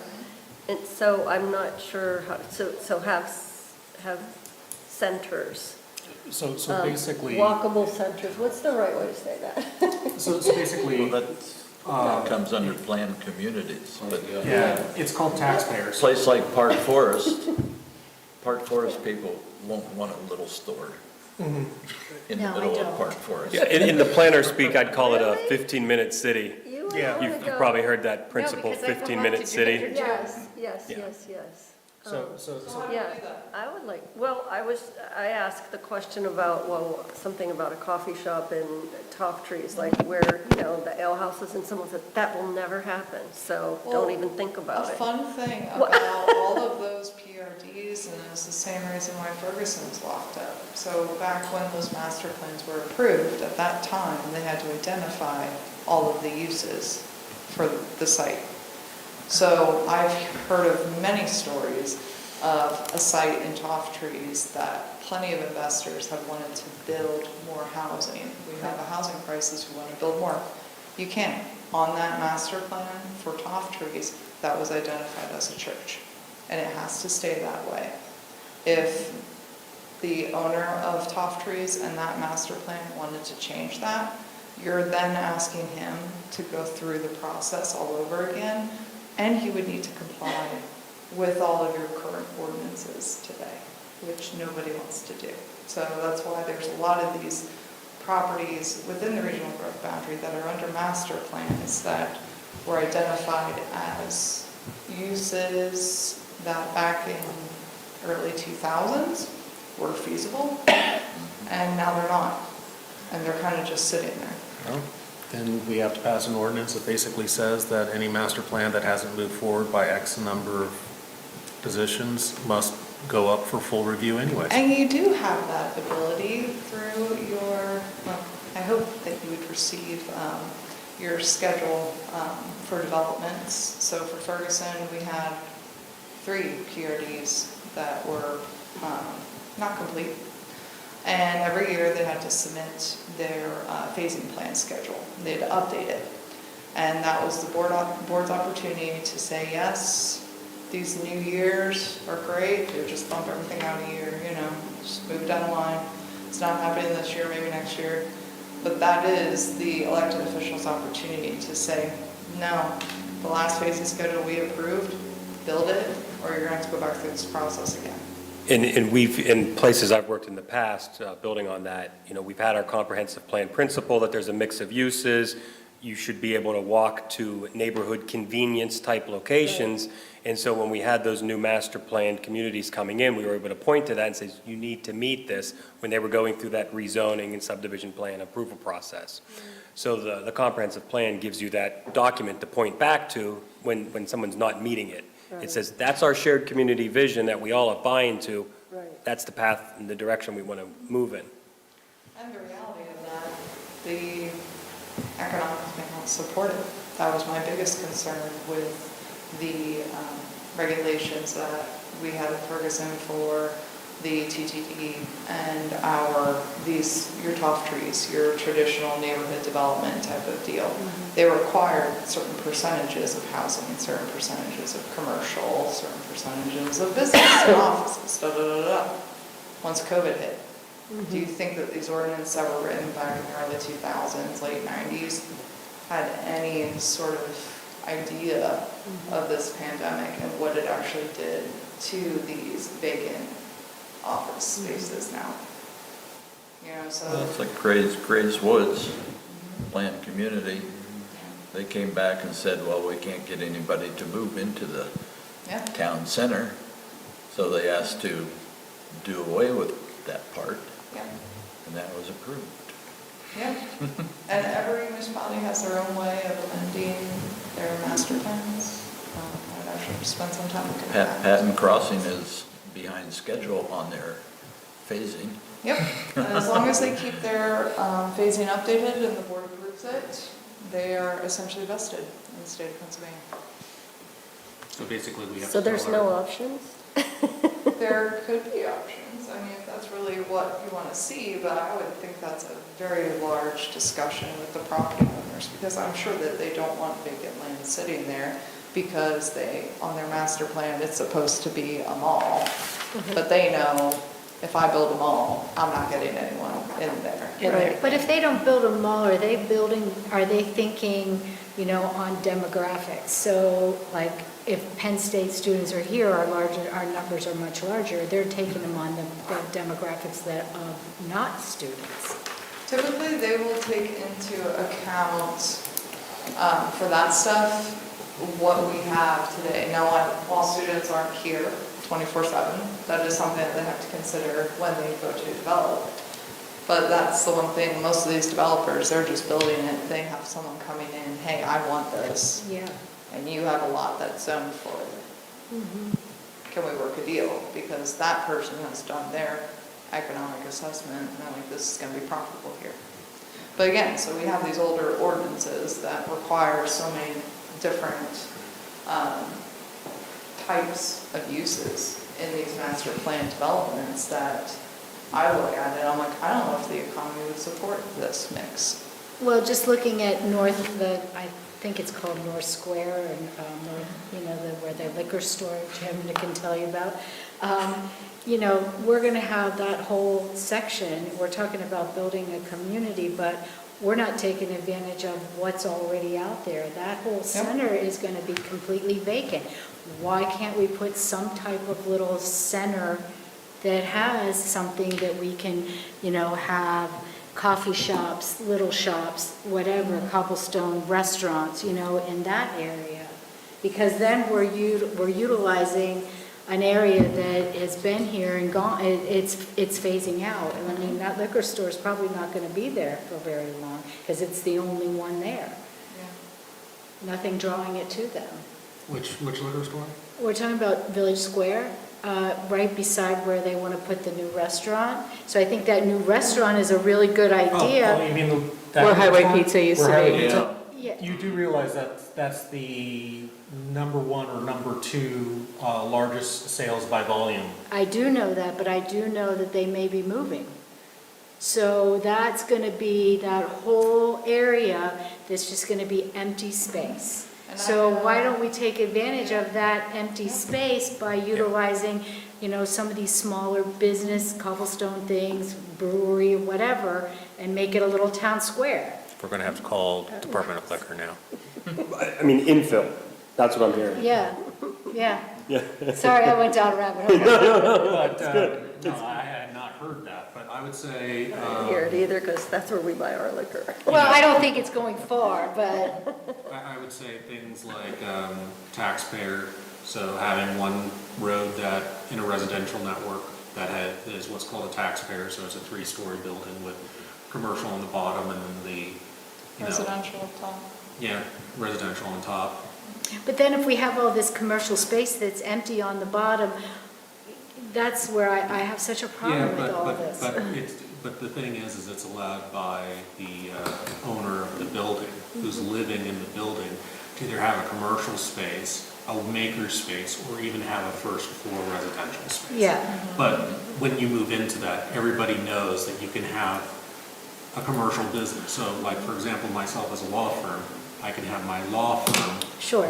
in the first floor with no problems, as in people can come up to it.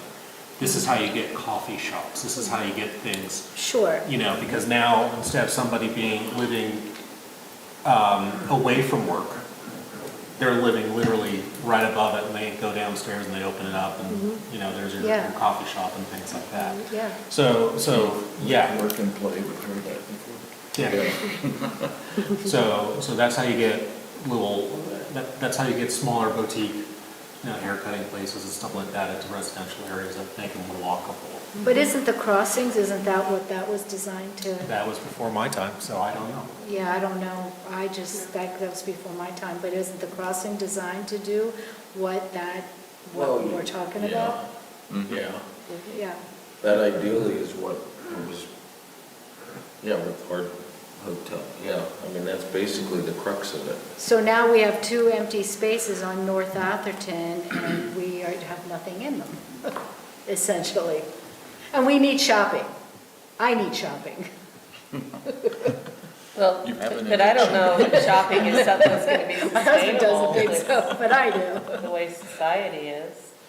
Yeah. I mean, everybody does everything online these days, so it's very, very difficult to, I think, gauge what's gonna happen 10 or 20 or 30 years from now. And again, our control is zoning.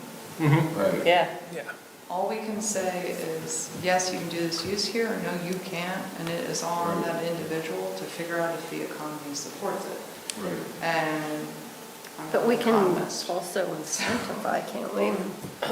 So there are a lot of ways to go about this, but back to that connectivity thing. So if certain constraints were removed, would this change our options? So thinking of the rail, thinking of the airport, the interstate, are there currently constraints that are stopping those things from happening, that if they were removed, would that change the scenario? There's always constraints, one Yep. of them being money. Money? Yep.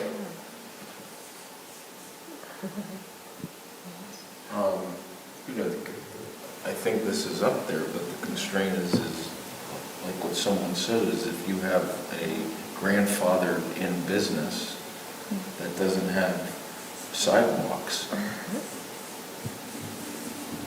money, AKA some type of grant, would have to be giving incentive for them to change their behavior based on the antiquated thought processes that they may have, and not having any incentive to put in any type of connectivity. That's what I'm trying to say. You know, it's kind of like what we talked about on this commission with EV charging, with, somehow give the market. How do you figure out the carrots to move the needle? Right. To get them to do what you want? Right. It's funding. Anything else? Airport rail for options. We talked a lot about sidewalks, connectivity on the small scale. Well, we already have buses, we could try to get some more funding to have, because the lines that go out to the areas that don't get as much use, Yep. they try them, and then after a few years, if they're not being profitable or breaking even, then they usually have to cut them from their budget. Yeah. But there must be some kind of funding out there for that, because I know, like, when you go to like Weiss, or you go to some of the Giant, and you're talking to some of the older people who work in those stores, a lot of them don't, they need buses to go out and pick them up from wherever they live. So they have to have some lines that, some kind of transportation to get to work. That did come up in the MPO, And they tend to live further out because of the affordability, Cost was a huge factor, and now it's moving over to center region, or the center counties. So it's moving from the region to center county, so the little buses with the black and white center county on it are picking up those lines. Oh, like vans? Oh, okay. But yeah, we don't know how much how it's going to be impacted. It's something that we're paying attention to.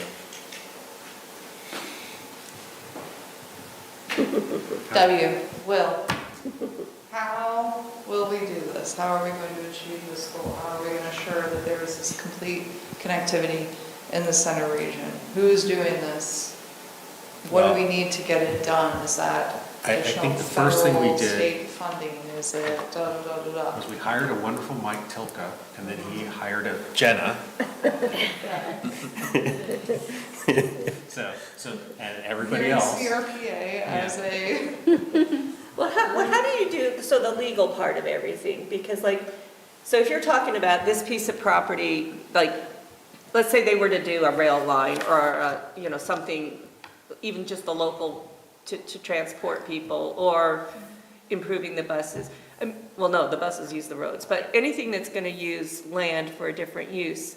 So you get your master plan in place, and then when these pieces of property go up for sale that are along that, how do you do that from the legal standpoint to say we need to have X amount dedicated for this?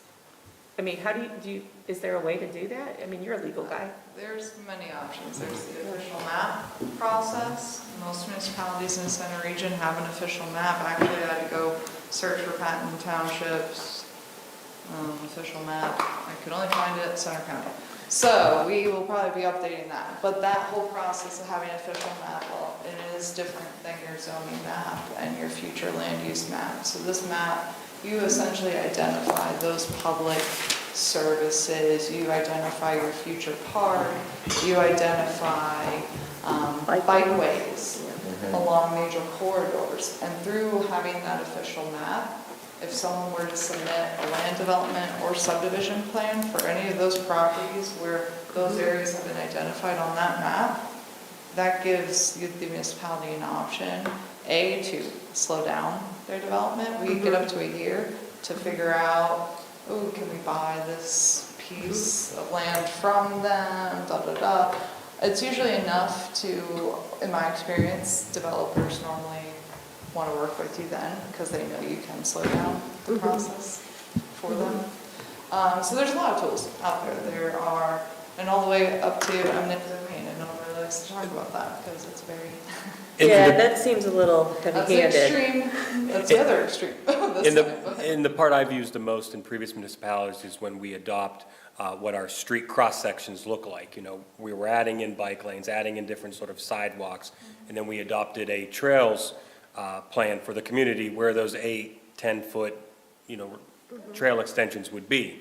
And so Jenna's outlined our easiest approach here with that official map. Similar to the hotel land development plan we saw on Burnell Road. So there is that connectivity in that area. We want to have that. It's a very narrow bike lane. You know, we want this to be improved. And at the time, it's just that one piece. So as opposed to saying, do it now, we saw, we're going to have so much right away on your property to do this down the road. So we may not require it now, and it may be required later.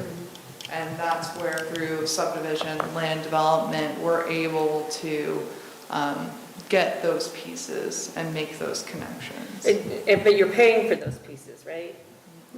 No? Necessarily, no. Part of land development, I think for that plan, we requested a 15-foot right-of-way, maybe it was 20, I forget. If you have it in your plan, makes it a lot easier to ask for it. Yes. Yeah, anything on your official map, is So- always easier, the center region bike plan, all of those things. I have seen many developers willing to implement those adopted plans in order to get the buy-in from those local residents that this development would be located. So would that be one of the things with the will is for Official the plan. the townships to take a look at their official map? No. I'm getting tired. Maybe identify partners on this one as well? Yeah. Well, let's think about that. So we've already thrown out CVICC for the airport, Penn State. Penn State. What about? Well, someone said state grant, I think someone said state grants. So how do you go about, do you have to apply like to the state or to the federal? Because they passed that thing a couple of years ago, right? With all the money going towards improvements nationally. So how does that money filter down, and how do we get people to be really aggressively looking for it for us? I would say that Mike should actually say what's happened. Marcella. Yes, the MPO now has a transportation grants planner specialist. But for the purposes of this, I think you guys see what we're going for here. Any of these ideas that you've created that are put into the plan are going to have policies and goals associated with those. As we develop those, a good plan has metrics for how you track it, who's going to do what. So, you know, Jenna Summer and I, as your regional planning staff, we are 3 people. So if we're developing a number of ideas and metrics that all point back to the 3 of us, well, that's going to be problematic. We're probably not going to implement everything included in this plan as we move forward. So part of the exercise tonight is having you come up with the ideas, which is the stage we're at now. And this activity here was to get you thinking about, okay, if we put these into the plan, when we develop our policies and goals, which is the next stage, how is that going to come together and who's going to do what? So that was the looking forward to the next meeting. So the next activity we have before you, this is a work from your station, take, let's say, 5 minutes. I know we're running a little late here. And Summer will walk you through this, and I'd say, let's just take 5 minutes, and then we can adjourn, if you'd indulge us. So thank you all. Okay, so you all have in front of you what's called a mind map. And this is just a visual technique to kind of start with a centralized idea or theme and then branch out from there. So earlier, when Jenna had you guys do the G, you came up with a bunch of different ideas. And she said, you know, we have to pick one, but think about the other ones. You'll be doing that in another exercise. This is that exercise. So you're going to take one of the ideas that you provided earlier, and you're going to mind map it. So on the screen, we have an example. And our example is, how will you ensure that you have dinner each night? And as you can see, there's a bunch of different branches that we have off the central idea. So, well, you'll have to go buy groceries if you want to ensure that you're eating dinner, right? Well, with groceries, you have to have transit to get to the grocery store. You have to have income to buy said groceries. You have to have a job for said income to buy said groceries. Or you can nix all of that and just go out to eat at a restaurant. Well, with going out to eat, you have preferences. Do you want Chinese food? Do you want, Italian? Do you want pizza? That kind of thing. Or maybe you're on a diet and you have to meal prep or meal plan. So there's the centralized idea, which is how will you ensure that you eat dinner, and then you just branch your ideas from that. And so should our central idea be about the connectivity? Is that? So we already went through connectivity, so if you want to do another one different that one, you okay. chose, the other big theme that I saw on here was affordable housing. If that would want to be one that you'd like to do. There is also how are we not overrun by students? If Mr. Burnett would like to do that one. And so the part of this is to get everyone thinking in a systems-based approach, as we want to make sure that this plan is systems, not siloed approach. We know that if housing is that central bubble, well, housing doesn't exist in a vacuum. Land use affects it, transportation affects it, so forth. I read it and I changed my mind. Yeah. And this isn't meant to be sitting here for 30 minutes working on this. This is gut reaction. How do I make sure this happens?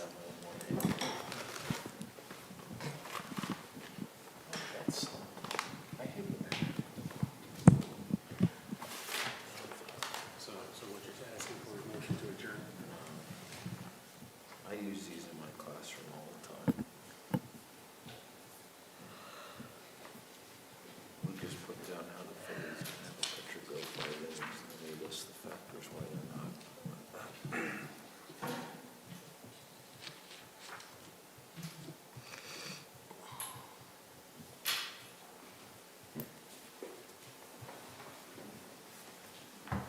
And as you all sit there,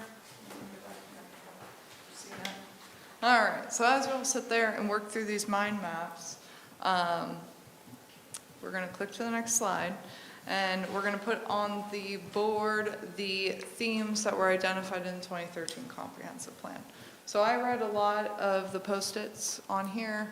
I can say that all of them fit into these themes one way or another. So really our question, we always like to make an assessment of the existing plan that we have. So are all these themes still relevant is our first question. And I put out there, is environmental quality that different from a sustainable region? Why are they separate? So if there were any goals or any other ideas that you identified that don't fit into one of these themes, we want to know about it. And we want to explore it more. So what I've seen in other COGs in the DC area is they are taking on a greater approach and greater responsibility for pandemics. I think that they are recognizing that this may become a normal thing for the United States, for the world. And they want to have a way, they want this goal theme to be identified in their plan, identify who's responsible for what, when, where, so we're better prepared. So where would the pandemic planning, quote unquote, or healthcare related matters, I mean, obviously healthcare related matters or pandemic planning impacts A lot of it. probably the far right item first. Yep. That's probably the Like- most extreme idea that I've seen out there. Are they putting that as like a separate entity, or is that intertwined amongst some of the similar things you have listed? Yeah, similar to what we did earlier today, we identified who, what, where, when, why. Who's doing this? Who's doing X, Y, and Z? Because as we identify these goals and themes, we want to know who's going to be doing what, when, where. And so that's really what I've seen coming out of plans. It's not to say that we need to. It's probably the most extreme example that I've found that is vastly different from these themes that were identified in the 2013 comp plan. So it may not be that there is anything. It may be that all of these themes, they're still relevant. They still need to be standalone on their own, and that's the reality of it. But if you take what you said, Jenna, you know, if we take a step back from what we've been discussing, some of like what you were saying, Debbie, or across our region, some of the reason why there's properties that have continually become vacant stem from partially because of the pandemic. But I guess my question is, you know, how is our comprehensive plan going to ensure that we can re-jumpstart if in fact, Pandemic-proof? Yeah. we have that occur, you know, AKA to avoid some of the byproducts that we had from this past instance. So thinking about that, I'm thinking in my mind, let's say the emptiness, we create updates, meaning like Best Buy becomes something better than Best Buy, like the, you know, or coffee shops become something bigger than a coffee shop. So new ideas in different areas, because let's face it, the Nittany Mall died because rents went up so high, they couldn't afford it, and then they became old kind of stores. They weren't updated stores with the newest, latest, and greatest. Right, and that wasn't, and not to put blame on anyone. Yeah. There wasn't forward thinking to anticipate that happening, and then it happened, and then stores went in there, and it's been 20 years of just a continual, I don't know if decline's the right word, but Yeah, but, and it's. not revitalization, you know, depending what happens in the future, but you know what I'm saying. Yeah, I do know what There you're wasn't saying. hedging or forward thinking or proactiveness, so I'm gonna close that. I think this plan's a great opportunity, as you said with the pandemic plan, to have proactiveness, to hedge on, well, here's a trend, worst case scenario, and I think some of the people coming from outside of this geographic region can give a perspective more widely on some things maybe that have worked to address some of those things outside of Center County. So looking at Park City, I think it's Park City Mall in Lancaster. So what they did to revitalize, they had the mall, the big mall inside. I don't know if you guys are familiar with this. But then what they did is they had outside shopping, like almost like an outlet type thing. So they had sandwich shops, they had coffee shops, they had on the outside, so you never really had to enter the mall unless you were really gonna go into mall shopping. You know what I'm saying? So it's kind of a neat concept because you were actually, because some people want to do that outlet type outside shopping, so that outside became, you know, more, but it also fed the inside to those people that were there. So it was kind of a different, and I think that's what we have to think about is making something that is outside, inside, you know, just changing the way we think as a plain big box store. And the flexibility to permit it. Yeah, or a big box thinking. And we discussed with the workforce housing ordinance that we're looking at. We're seeing a lot of trends of vacant office spaces being converted into housing. Most municipalities don't permit that in the same zoning district. So maybe it's reaching out, is it zoning or is it politicians or how, you know, who are those people that we need to make That's this- local land use regulations. Yeah. So, you know, going to the back to pandemic planning, one of the best things to think about is when you look at everything, is just play it like the zombie apocalypse. What do you need? Yeah, exactly. But Yeah. what do you need? Yeah. You need agriculture to grow. You need mobility only as far as what you need in your community. Yeah, connectivity too, I mean, like internet, I mean, if you didn't have that, Right, if we didn't have that, we wouldn't. correct. But, so you have to look at, so when you look up there, you know, pandemic planning actually touches everything. It touches the neighborhood quality, the environmental quality, the mutual, the multi-municipal and agency cooperations and sustainability. Because ultimately, if you are having a collapse, then you're going to be either moving out of the area to find a better area and or tribe to be a part of, or you are staying and in the community and you are buying from the community. So that's kind of what I see when I see pandemic planning is you're planning for a much broader scope than just, you know, one thing. And that's where it sort of does come back to maybe we shouldn't always have a ton of houses over here and the food way over there. And the other restaurants way over there.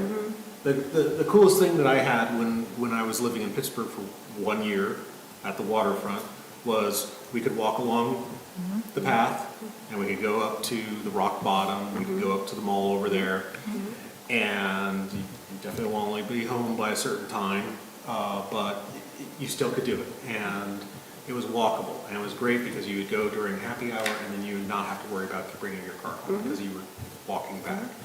And that is, you know, walkable communities and getting the food and getting everything sort of all situated together versus far, far away. That was my computer flashing.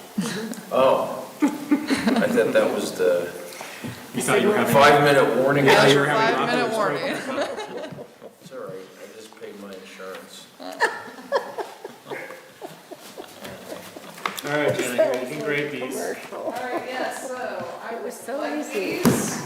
I'm not, and we are, And if you have more, We keep them the leave them Motion at to that adjourn. office. and I will- okay, thank you. Thank you. Thank you, everyone. Thank you, Thank that you. was Thank you, great. Mike. Thanks, Thank you. Mike, I We're enjoyed that. adjourned.